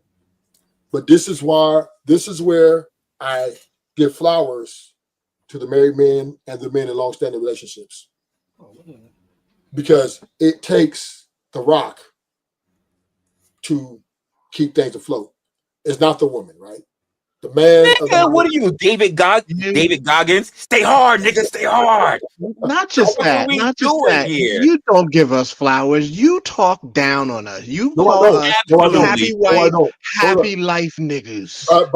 Big baller. I don't talk down on you guys because you're happy. But let me clarify something, so you won't ever think that again. I don't. If a man feels by any means necessary to keep the one he loves as well as his family, whatever, together by any means necessary, I find that commendable. But that's not what's happening, A. That's just a term you label us. I don't talk down on married men. No. But it's a term you label us when you want to. The only problem I have with y'all, B-ballers, there's only one problem I have with married men. Mm-hmm. Y'all come down here projecting y'all experience on everybody else who's single out here fighting for something that maybe y'all are trying to obtain. And I don't the same thing. I told you, you're an ally. We're having a discussion. I thought you wanted to have a discussion here. I didn't know you wanted to sit there and have a cult. Well, I'm just saying, baller, you married men in general come in here and say, well, you need to do this, you need to court, it's about who you pick. And they're projecting their life onto a whole new era of women that are coming in here. You guys are not out here. You're in what you call marriage purgatory, right? You're stuck behind the wall. Purgatory. He doesn't realize the words he's saying are derogatory. Like I'm hearing it, I'm just like, wow. Okay, I respect you guys. I talk good about you. Y'all just live in purgatory. Because he don't heed the information that B Baller is telling him. So if B Baller is telling you all that stuff, sir. But no. If B Baller is telling you, if you are listening to what B Baller is saying and you're not taking heed to what the man is telling, he's telling you everything right to do. That's how he got his 28 years, his 30 years, his 40 years, his 50 years with his partner, because he done the right things. Like he chose a certain way, or he done it a certain way. But what you telling him is, oh no, well, we ain't trying to be hearing that because we out here in these streets. Well, guess what? You out there in them streets, it's worse than that, OG. It's worse than that, OG. He's saying that the reason why it's working out because this man's in purgatory. It's happy wife, happy life. With it. And that's the thing. So even everything that I say, Ruthless, it may not work. It may not work. I'm just giving people some information and they can go with it. And every time I do that, you look and go, these simps, these suckers, they're just doing it because they're in purgatory. They're letting their wives take over. I don't call you suckers. I don't do that. No, I'm paraphrasing on that. No, I once again, I bear respect. Well, simp ain't no better. Simp ain't no better. Married, like I said, in your marriage, in your institution, I'm happy for you. Okay. But what I am saying is this: your wife ain't every woman out here. I agree. So you wouldn't have a clue. You wouldn't have a clue on what type of women are coming in that's way different from your wife. Right. And I'm just trying to help people. You have no idea what's going on. Your wife could be. You would, Rufus, if you've been out here. If you was out there in them streets like you is. I'm out here in the streets. So when you find that, like you told me that day, when you find that one that make you want to give up the streets, then holler at your boy. No. OG DoDirty, I can't. Oh, so what we just heard is Rufus. You can't stay out the streets. Well, yeah, he made for the streets. He know he is, but he gonna come at us. Let me help you guys out, right? I just have a different ideology. I have evolved. I have. Okay, I get it. You know what? You know what, Rufus? You know Jay-Z like anyone else. Guess what? Streets is watching. But I'm just, listen, that's why I'm not here putting married men down. I don't do that. But I will say this: I'm putting women in a different capacity, a different role, which serves my value best. And in my estimated opinion, no chaser.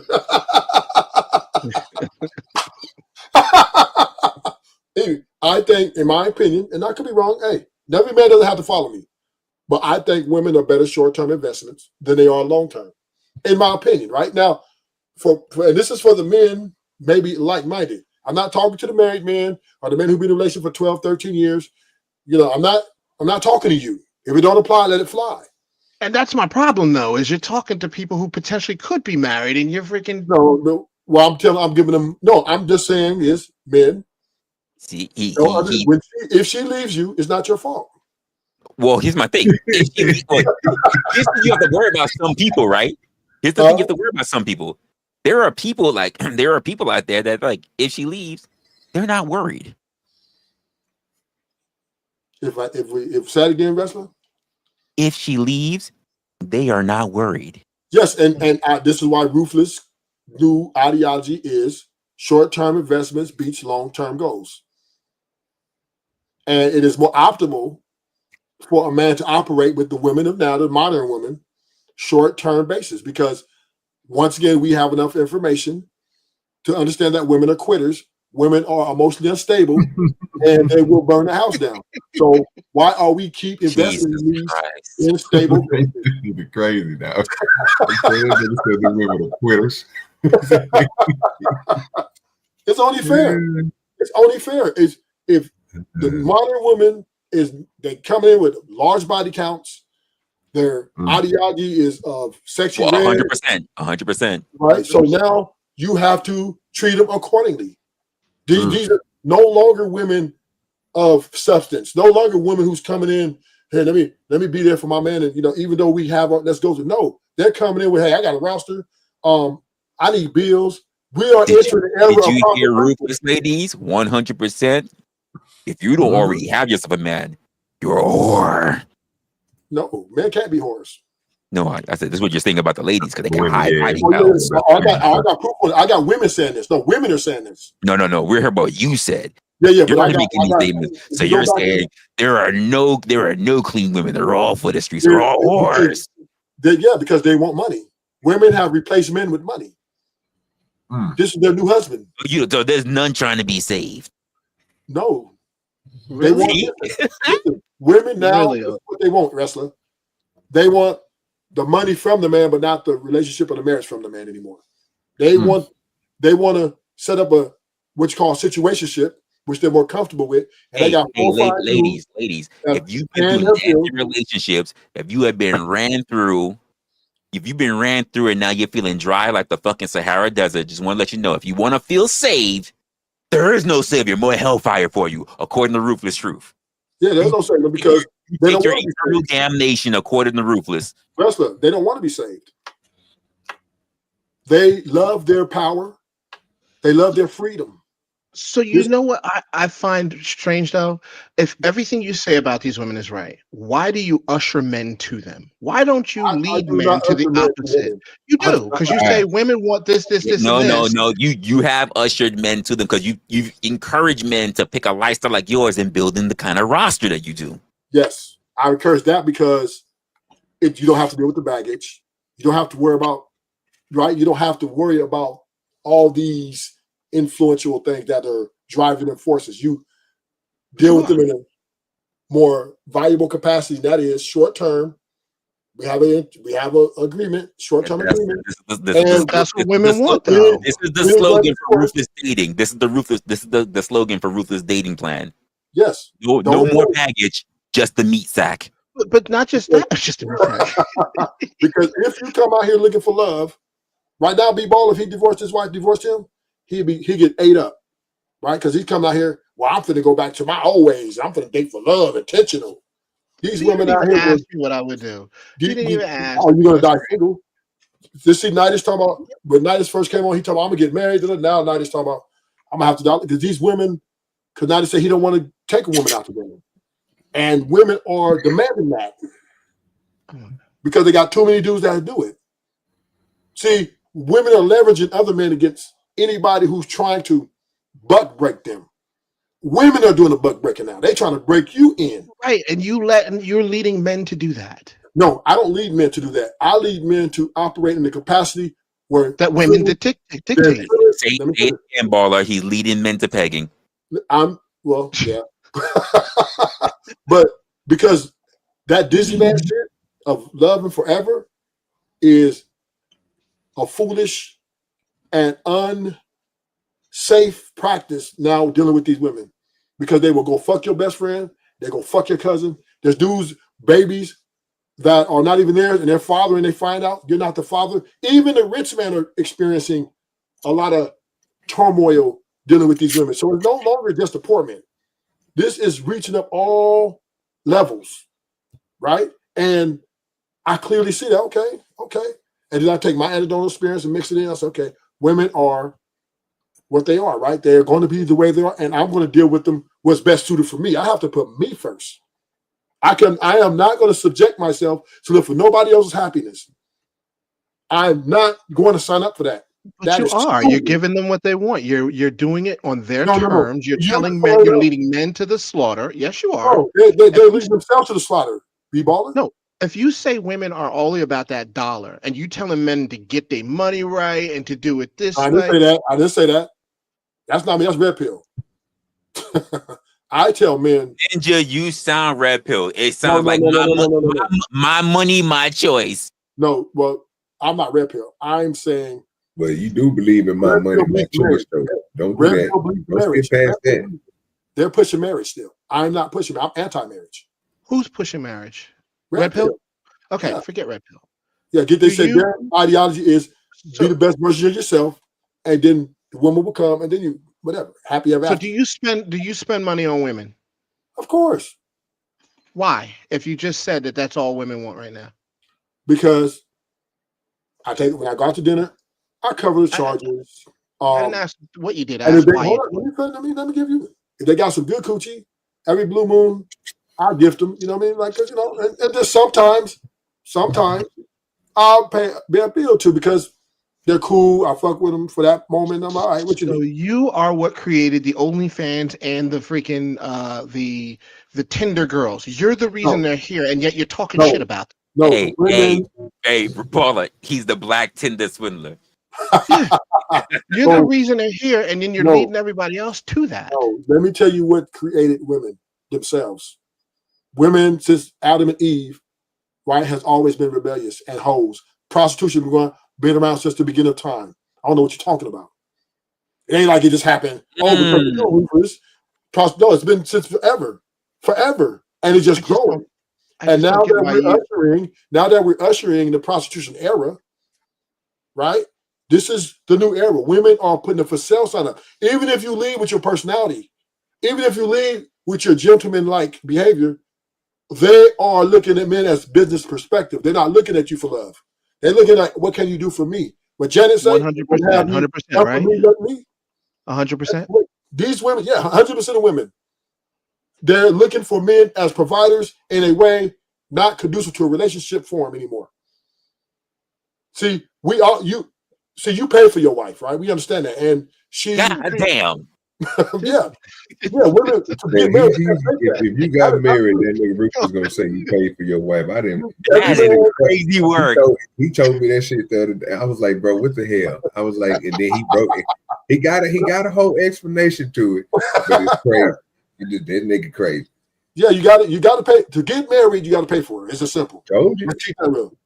Now to get some coochie, I understand it. It was just cold to hear. If you want to court and marry a woman, it comes with a price. And then after you marry, it still comes with a price. Right? You're talking to the wrong one, though. I'm telling you right now, because you're the wrong one. Don't tell me I paid for it, because I can tell you right now, my wife paid for most of the things that I so had. once again, you guys. Now, what are you going to say that? Now, what are you going to say then? Be baller. You know what he's gonna say, baller. Free pussy costs the most.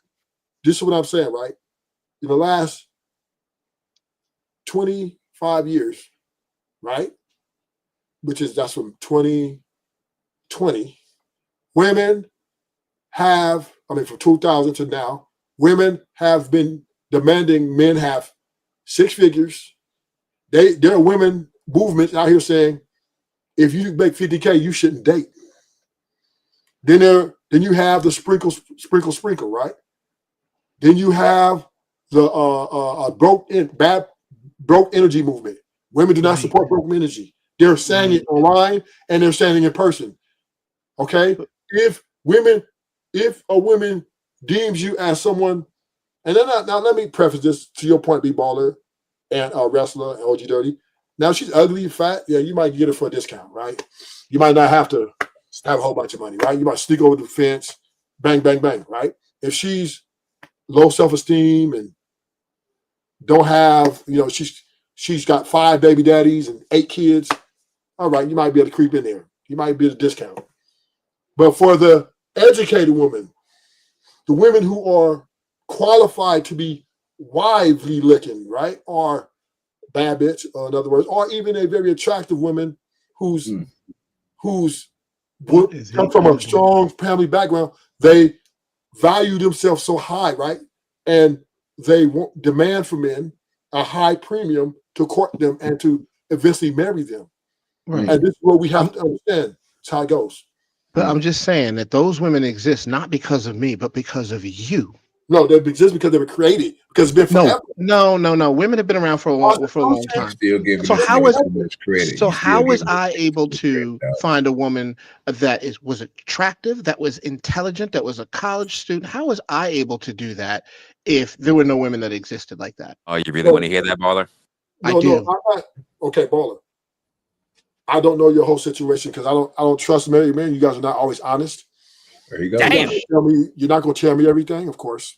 What do you want to know? You want to win, right? I'll tell you. What do you want to know? Right, you want to take win for the married men, right? So it's understandable. I'm not even going to listen. So ruthless. Most people will tell you that when I'm out here, I'm as honest as I can be, bro. You're not. You're not. Tell me why I'm not honest. Tell me why I'm a liar.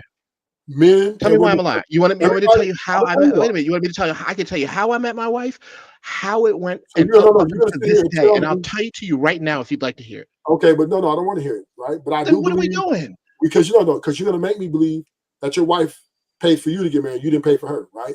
You're going to tell me she paid for all your dates. I'm going to tell you right now. All your time together. Hold on. You're going to tell me that you was a homosexual and that you are a house husband 2025. And okay, I agree with you. Great, it's fine, right? You're a rarity. Do you want to hear it or no? Okay. You want to hear it? No, because see, this sucker shit you're doing right now, it's really not helpful if you wouldn't let me say it. Check this out, B-Baller. You ain't even got to say it, sir, because when he's talking about it, it's straight nonsense. But he's only accounting for at least about, and I'm gonna give him a small percentage. I'm gonna give him like a 23% of women. That's the only thing that he's talking to.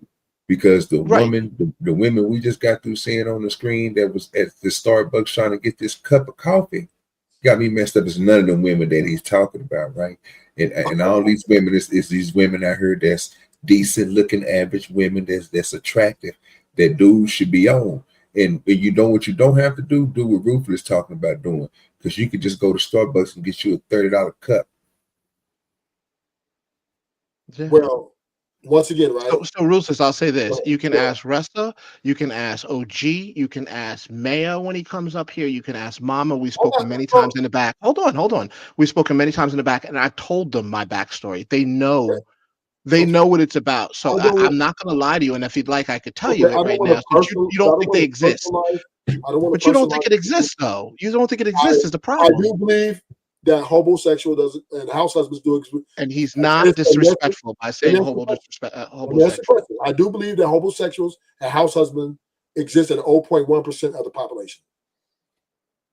And you're not being disrespectful when you say that? Listen to But what you're that nigga saying that you weren't. Disrespect. Rufus is crazy. Now that nigga said 0.1, nigga. 0.1, 0.1% of the population of men are house husbands. Most, but in large part, the rest are providers. They're paying the mortgage, or they're paying this, they're paying that. This is the name of the game. Women are selfish, self-centered individuals who pick dudes who are going to cater to their happiness. That's just the name of the game. I don't understand why we haven't arguing this. Because you're wrong. But huh?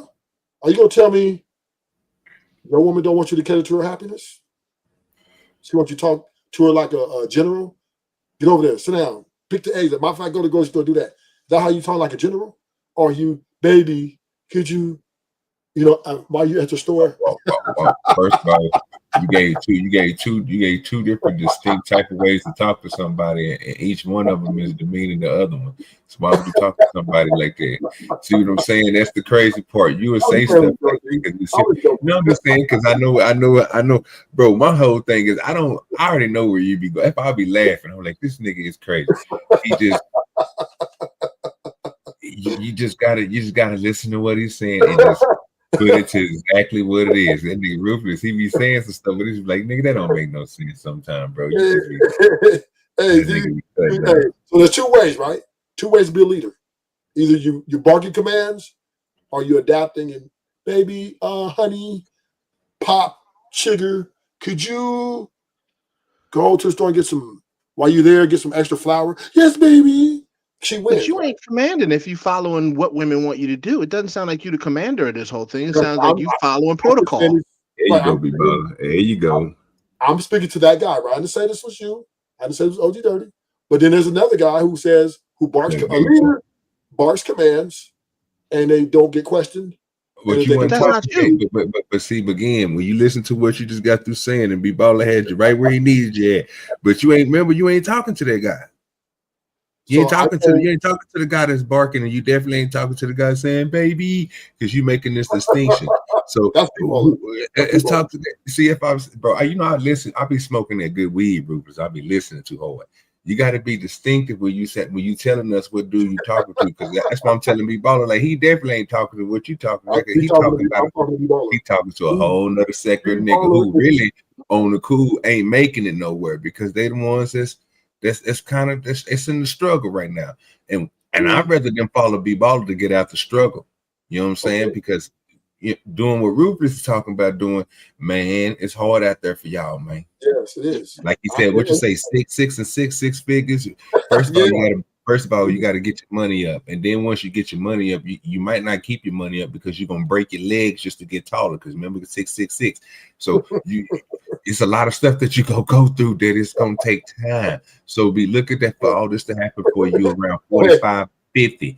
So you're really gonna skip out on your player years, and you're really gonna skip out on your prime years, and then you're really gonna skip out on your all-star years, which is your 20s all the way up to your 30s. So you're gonna remember all this, and you turning 50, turning old with all these body parts. Ain't gonna work no more. Then you're gonna be the bionic man. You know what, Rufus? You know what? You're right. There are a lot of guys who are not going to have all those fitness. They're not going to be 6 feet tall. They're not going to have 6 figures. They're not going to have a 6-pack. They're not going to have 6 houses. They're not going to have six Rolexes. In fact, Rufus, they're not going to have any experience being by 6x8. That's true. But they will friend zone. They will friend zone 18 niggas for like 10 years, 12 years.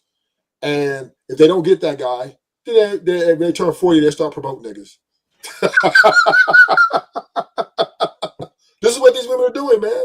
They were friend zone 5 or 6 niggas who they got a little bit of something. They all right, but you stand over here while I go get my back blown out by the guy that I'm really trying to bag. And then when she get dogged by him or when she dog walk him, they should do this for her.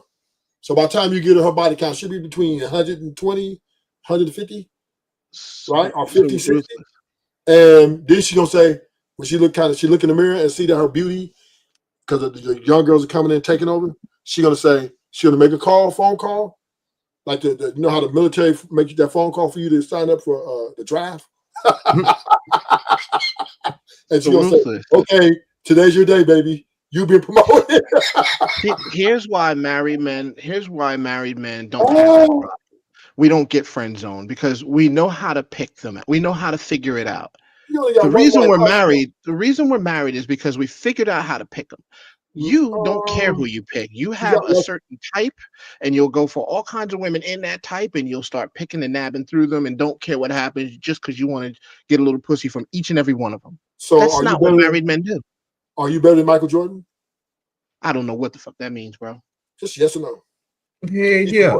Wait, what? Yeah. I answer that question. See, it's important. This is another thing. That this nigga try to get people on. This nigga said, "Is you better than Michael Jordan?" Fuck yeah, I'm better than Michael Jordan.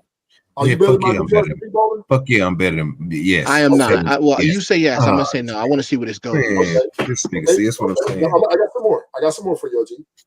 Are you better than Tiger Woods? Yes, I am. I am. I love it. I love you guys' confidence. Are you better than Tom Brady? Where we going? Yes, I am. Okay. Yes. Okay. And last one. Are you better than Michael B. Jordan? Yes. Oh, definitely. Yes, nigga. Okay. Him definitely. I like that. I like that, Merriman. Stand up.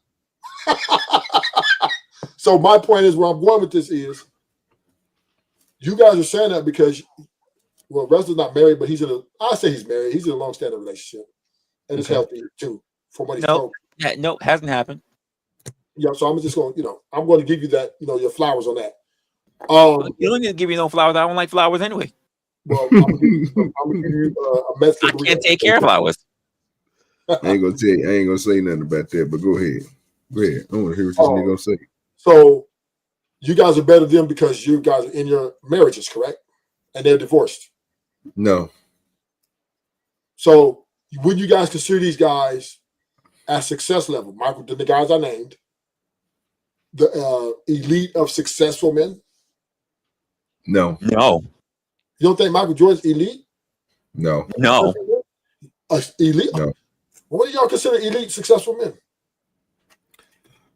My granddaddy.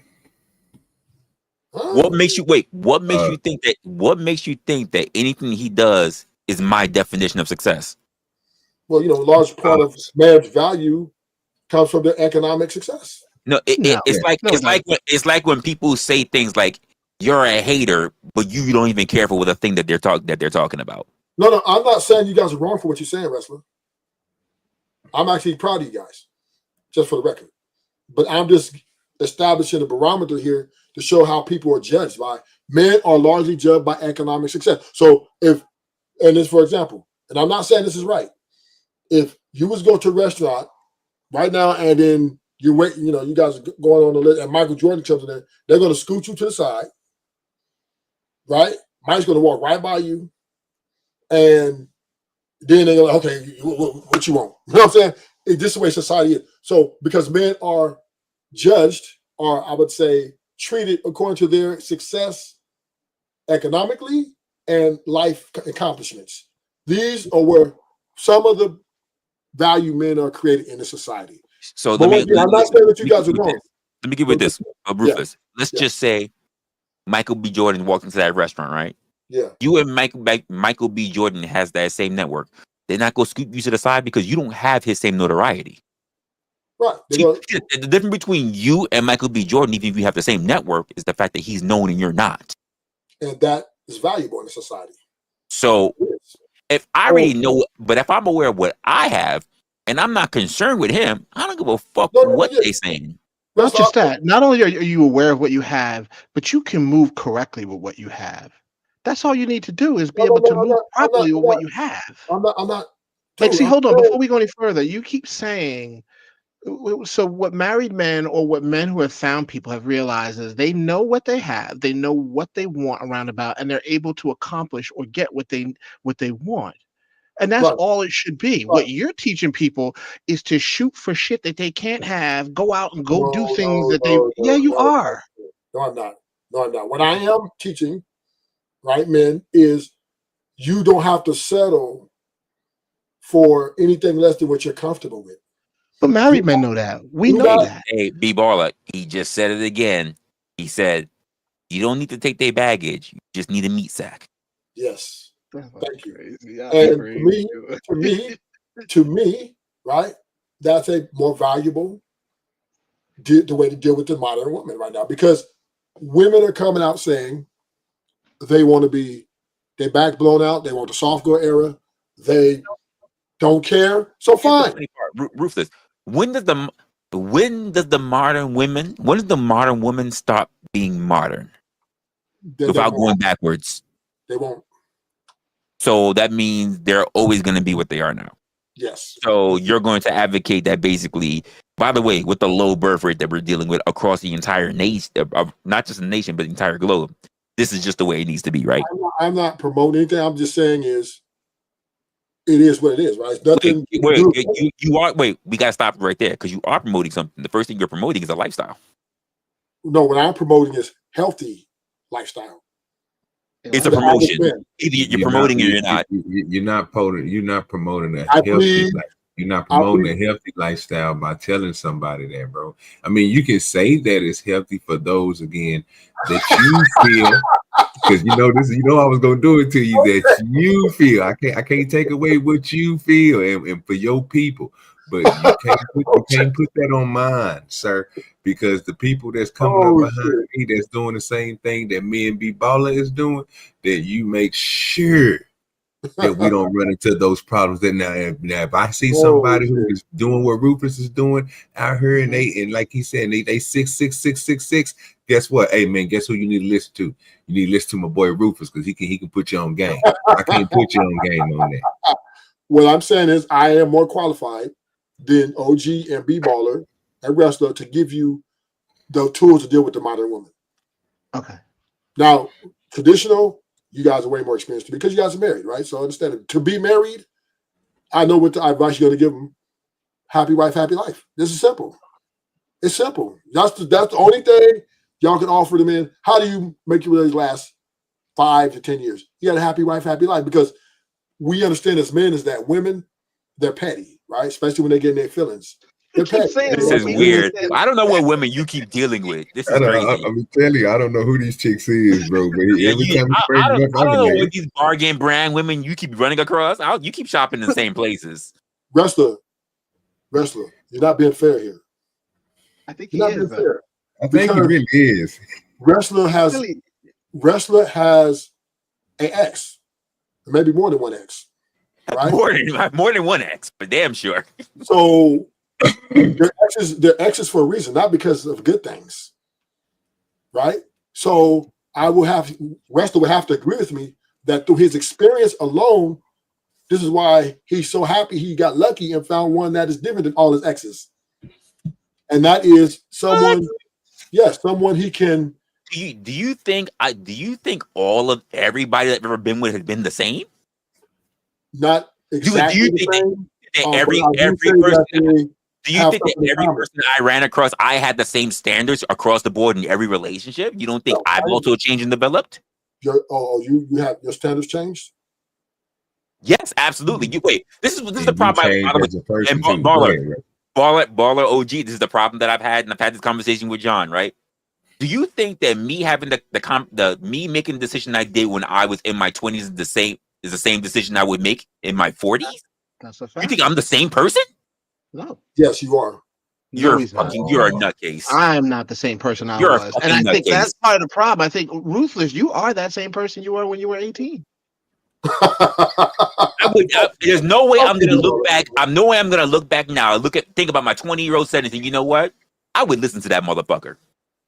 No. So when I was 18, I thought foolishly about women. So I don't think I have the same ideology. I am the same, but I have gathered a greater understanding of women.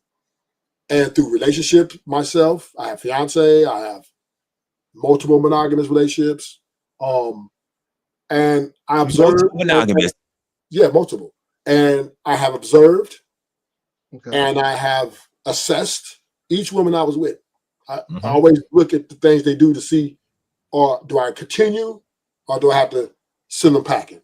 And this is fair, right? It's fair. I give them a certain amount of, okay, let me see if she's worthy. Now, So and to my experience and to me seeing this with the numbers, which align, is that to your point, Resla, not all of them have the same disposition. Like some of my exes had anger management issues. My other exes had insecurity issues. But I do think that a lot of their problems derive from the same source, which is emotional instability. Nigga, And hell no, that is universally that I've noticed. That's what I assess with all, meaning some of my girlfriends were very insecure. Who you fucking if I didn't call back, want to go through my phone, just dumb shit, right? And then my other exes, they would just get mad at the dumbest shit. They would shut down. You'd be like, what the fuck just happened, right? I literally watched, I think some of them were exorcism, right? I'm like, what the fuck? I'm out of here. So the men who have met the woman that they're better matched with, right? I would say that it's not a perfect relationship. It's not like there's no problems. You just may be able to conflict resolution better with the one you with now or the one you've been with for 20 years. And this is how you've made it. And I do believe men are the rocks, and they take upon and take a step back to let this flourish so that it can last. Because men, we believe in a nuclear family. A lot of men believe in I just want one woman. And, the monogamy is the overarching situation, which is respectable and commendable. Is it smarter? Is it smarter? Huh? Is it smarter than the opposite approach? It is because every man ain't really capable of dealing with multiple women on a level. Because some men are insecure too. Some women lack certain things. So I'm not saying it's smart. It's smart, right? And I'm like I said, it's commendable. I'm not sitting here saying, "Oh, no." But that's a you problem though, bro. Because like I told you before, I have no problem with the dude who want to have the fiance and have the chick that comes over and lives with them, and they have another person live with. I have no problem with that, because again, if you are in a committed relationship and you want to go out and do these things because you want to have a roster, well, your wife or whoever else that you talking to, your fiance, need to be approving that list. Y'all need to be picking them together. Whoever y'all bring in need to have the same eyes that they have for you, they need to have for her. That way you don't deal with these type of problems. But what you telling people is, you know what? You just go on out here and you just keep on sticking your wick and let it move. That's it. Getting it and don't back. trust them, and don't trust them, and I mean, it's all right. Come on, bro. You got to stop, Rufus. You got to. But I get what you're saying for the young man, bro, who's able to do it, who's 6'6", 6'6", 6'6". If they got it like that, hey, bro, go and do your thing. Now, just remember. That 6'6" got it and all that guy got to last. You know what I'm saying? All the way until what age? Because you say this is forever, or are you gonna be able to settle down sometime, Rufus? Yes or no? I am settled down. What you talking about? No. I'm saying, are you going to be able to settle down? Like, get out of the 6'6". It's gonna be a point in time where your 6'3" is gonna turn into a 6'1" because you're gonna be slashed over. You're gonna be old as shit. Are you still gonna be out here still doing the same thing like Hugh Hefner? Are you gonna hate to say it? Are you gonna go like Kevin Samuels? Like, what you gonna do? I'm gonna stick to my short-term investments, which is very valuable to me. I think this is the most optimal women are at. I think women are best at sexual performance and arm candy. I think that's where they're the elite. And I think this is where their performance is better. Because in this capacity that I'm dealing with them in, it's much easier for them to not have to be something that they're not, right? I don't put any, look, you fuck with me, I'll fuck with you. Now if you get another man, you have to, you got to make sure you go separate ways, you know what I mean? But it's cool, but we can enjoy it while we last. And I let them know about the other girls. I let them know about how I'm moving in that way where, hey, if you cool with it, you ain't cool with it. Because if you ain't cool with it, you got to go, right? You don't pick shit out. I'm the leader. Whoever I'm inserting into this lineup has my opinion. And if you don't like he could have just simply told me, yeah, I'm going to continue to still do the same thing I was going to do. That was it. That's all he had to tell me. You can kick rock, right? So once again, right, that's how I run my shit. Now I get you, but the only thing you had to tell me was let me preface this, OG. But some men you might just need to deal with one, which is fine. But I'm advising you to deal with it still in a short-term capacity and always be eyeing her replacement. Always. So because define short term. 3 months, 6 months. What's short term? 2 weeks, 3 days. No. Wait, do they hit a certain price range and then they cut off? Hey, yeah, you know it. No, it's about what's the limit? What's the limit on each bra? 2 years. 2 years. That can be $500,000. No. I mean, I said it could be $500,000. If you're a rapper, depending on what your pocket, yeah. Depending on what your pocket's looking like. What I'm saying, you might only deal with one woman, right? But I say deal with her and do not overly commit. Number one, keep her in a situationship. Make her say, hey, you know what I mean? Because I'm just saying, as soon as dudes are committing, these women are doing the most. It seems like they just, I don't know what's wrong with them. Like this light switch flips. Like, what the fuck? But when I see women best perform, in my opinion, is when their side, I think women are better side pieces than they are main pieces. And that's why the side pieces are winning. Because, and I know it sounds so untraditional and so weird, but side piece women are the best example of women's capacity. Because so what you do with them? So what you do with? So if you got all these good side pieces, what you do with that main chick? What is she? Well, I'm just saying, and I'm not speaking to mine. I don't have a main chick, right? No. What I'm saying is, you said you think side pieces are the best. So I'm thinking to myself, okay, well, for you to even have a side piece, don't you got to have somebody that you with before she even becomes a side piece? Or do you just claim? Or are you claiming or anonymously you're single, but you just have a lot of side pieces? Like, what are we doing here?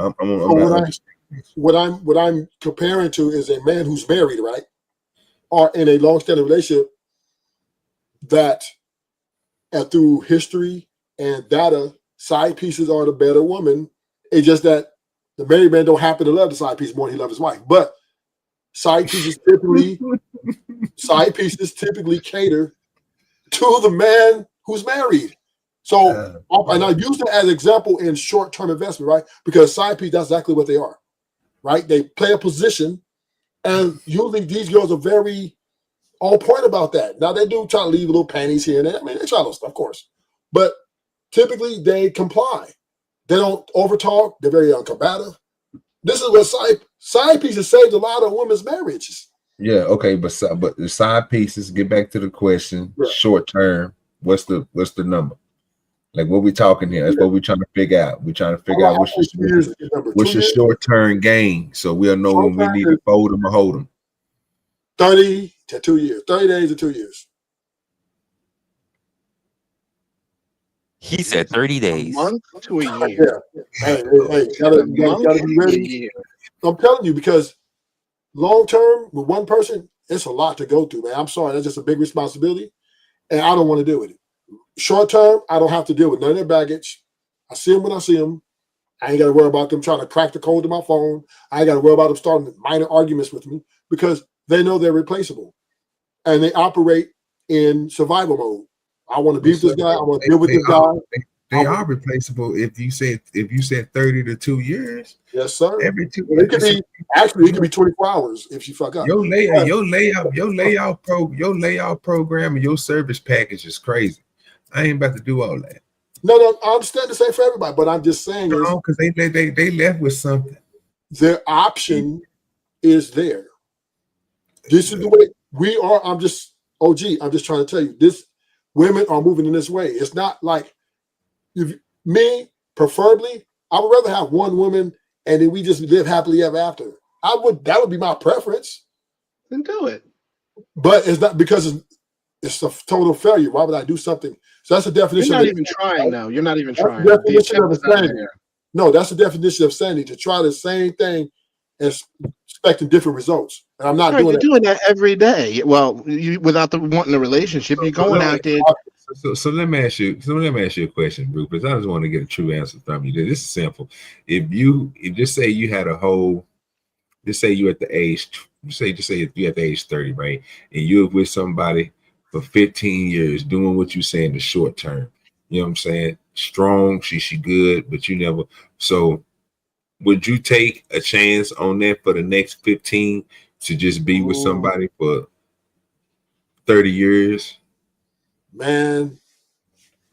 Because basically what you're telling me, the 50-50 of it is you putting them through this short term, and once they prove they pass the 2-year mark and they steady staying on to this program, and you understand once it get to the 15-year mark that it can go on to 30 years if you just leave it at that, because you know the motherfucker down with you. So you end up marrying this person. Is that the goal you looking for or something? Is that the way that you projecting yourself to find this wholesome woman or whatever it is? Because I'm not understanding. No, I am gonna die by myself. All right. So okay. So, yeah, it sound like it sound like Rufus just don't want to watch women get old. Yeah, that's what it is. I don't care about that. What I do care about is my peace, right? And ruthless. I listen. If that's what you want to do, I'm cool with it. You know how you said that if married men want to be married men, that's you cool with it. I'm cool with what you want to do, right? Yeah. But what I see you doing is you're out here trying to, and you can promote that that's what you want to do and that's what you think is the right thing to do, but then you talk such dog shit about women and married men. I don't talk. You make it look like it. I give scientific. I give scientific facts mixed with scientific facts. Yeah, scientific. Hey, that sounded kind of dope. I need you see, and I need the scientific facts on how do you find these prime, where do you find these prime women at that wait. How do you find these? You got to listen to the whole thing. Where do you find these prime women at that you gonna be with for 40 years until you get ready to pass, because you just turned 29 and you're gonna be with this one for 40, but you ain't gonna marry her or nothing, but y'all gonna have a nice strong program. How do you identify this woman, sir? Them the specifics we need, them the details we need. We need you to put game for those that's going to live this street life till they die.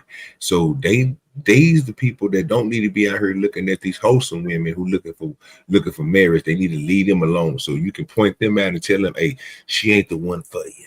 The one you need is this one that's gonna be throwing her back crazy, you know what I'm saying, popping it like she going wild, and she got a heart, but then she straight, you know what I'm saying, she loyal.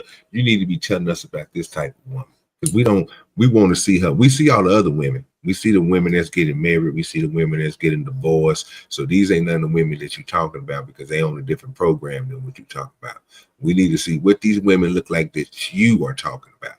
These women that's going to be with these men for ages and just take the money. The problem is that women divorce at 800,000 times a year. I just don't see that getting any better. It sounds good, right? Coming from you projecting, but no, I'm saying we're not worried about them. I just gave example. Don't worry about them. Talk about the women that you're speaking of. Women are once again, it's a gamble.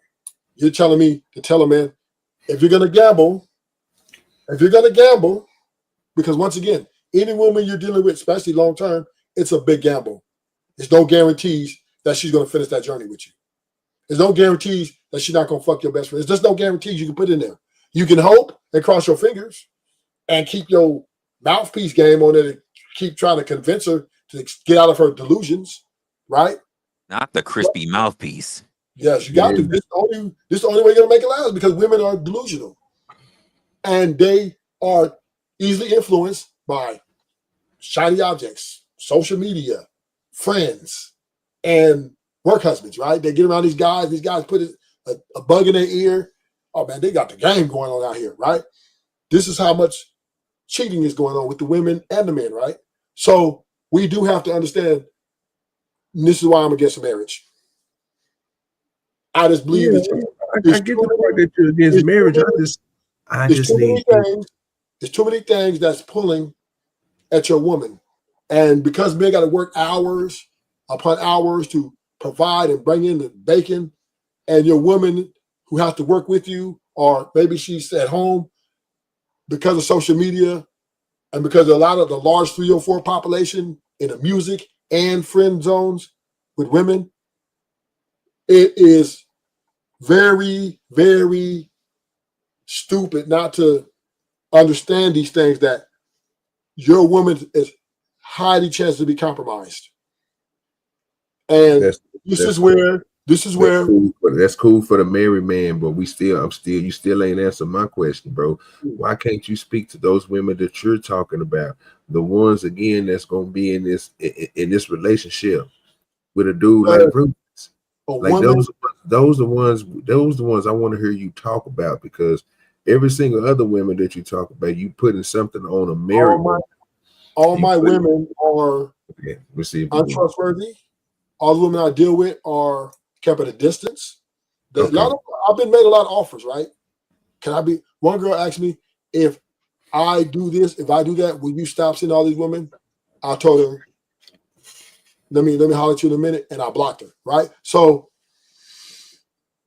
I cannot stand a woman who's with me. Baller, he grew up.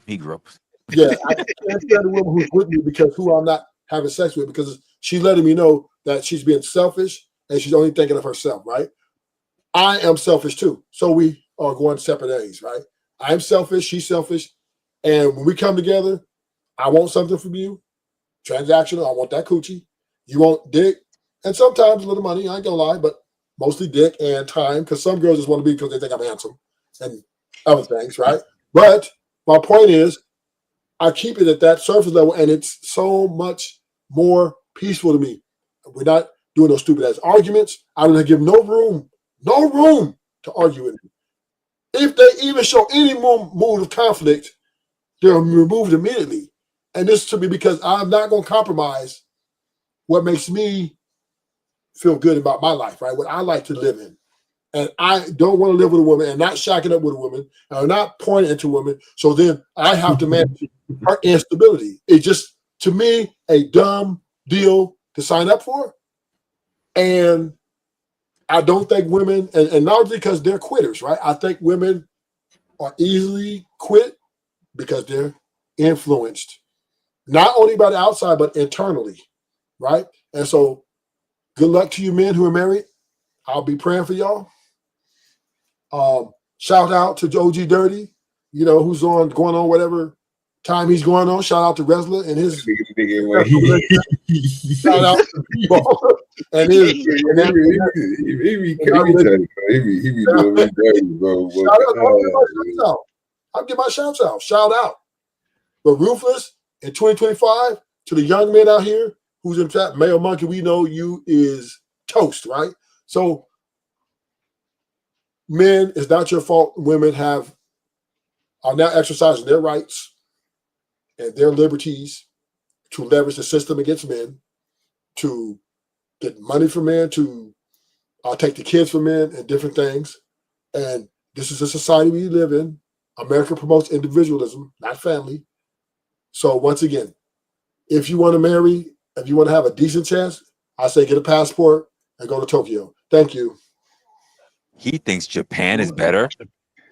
Hell yeah. Better than American chicks. This nigga. Better than American chicks. You have a better chance. I'm not saying they're gonna work, but hey, at least they're gonna make apparently you don't know how Japan is doing. I'll just do something out there. Philippines is probably better, but I'm just saying, if you want a chance for at least a woman to still do traditional things. You still believe them women across there, bro, is brought up, bro? That ain't the type of marriage you need. That's not marriage. I know. Apparently he doesn't keep up, because even the Philippines, they have access to technology too. They're not just little rural chicks. No. Yeah. I get you, but I'm saying they're a little bit more. They're gonna make you at least feel good about taking your shit. You know what I'm saying? Where American women are brutal. See what I be saying? You can say, you know what? On that note right there, because this nigga here trip, you be saying some crazy. Appreciate you, man. Say, hey man, appreciate everybody, man. And we going on 4 hours. Already know how we do. Appreciate everybody for coming through. Rufus, B-Baller.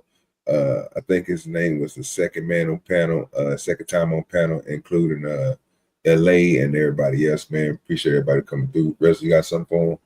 What's coming up this week? Anything like that? Anything new, brother? Nah, I'm gonna be working on some things that's gonna be happening for this week, but I don't know when I'm gonna drop it. Okay. I will be going live. I'll probably be on the show with the Spoon. If he do something tomorrow, I don't know about anything during the day, but all my stuff is basically done. So I'll probably be doing more streams coming directly at y'all because we're going into the cold season. So be willing to see me a little bit more. And salute the Kingdom Minded for the support of the show. And everybody else, make sure y'all hit that like button and all that good stuff, man. We up out of here. And thank y'all for coming through. Rolling through the bluff, trolling through the blockchain, slinging heavy clout, spitting on the mic. What's the latest? What's about? Politicians tripping, headlines flipping out in the heart of the South, where the whispers turn to shouts. Meetings in the shadows, hustlers making plans, deals going down, gripping tight, shaking hands. City buzzing loud, news dap in demand. Dirty South vibe, deep roots, dirty land. Drop by, chopping up, news flying in the wind. Talk about the biz, who's winning, who will spin. Crime on the rise, truth over till the sin. Dirty South, live a thick skin, thick skin. Rappers on the come up, topics in their rhymes. Truth spilling raw, cutting through the grime. Events popping off, party scenes in their prime. Southern nights wild, about to lose track of time. Headlines breaking, cities heart be racing. Discussions, heavy heads nodding syncopation. From the bodega gossip to the mayor's dictation. Southside stories, raw truth, no hesitation. Drop by, chopping up, news flying in the wind. Talk about the biz, who's winning, who will spin. Crime on the rise, truth over tell the sin. Dirty South, live a thick skin, thick skin. Drop by, chopping up, news flying in the wind. Talk about the biz, who's winning, who will spin. Crime on the rise, truth over tell the sin. Dirty South, live a thick skin, thick skin. Drop by, chopping up, news flying in the wind. Talk about the biz, who's winning, who will spin. Crime on the rise, truth over tell the sin. Dirty South, live a thick skin, thick skin. Dirty South, living thick skin, thick skin. Dirty South, living thick skin, thick skin. Rappers on the come up, topics in their rhymes. Truth spilling raw, cutting through the grime. Events popping off, party scenes in their prime. Southern nights wild, about to lose track of time. Headlines breaking, cities heart be racing. Discussions, heavy heads nodding syncopation. From the bodega gossip to the mayor's dictation. Southside stories, raw truth, no hesitation. Drop by, chopping up, news flying in the wind. Talk about the biz, who's winning, who will spin. Crime on the rise, truth over tell the sin. Dirty South, live a thick skin, thick skin. Drop by, chopping up, news flying in the wind. Talk about the biz, who's winning, who will spin. Crime on the rise, truth over tell the sin. Dirty South, living thick skin, thick skin.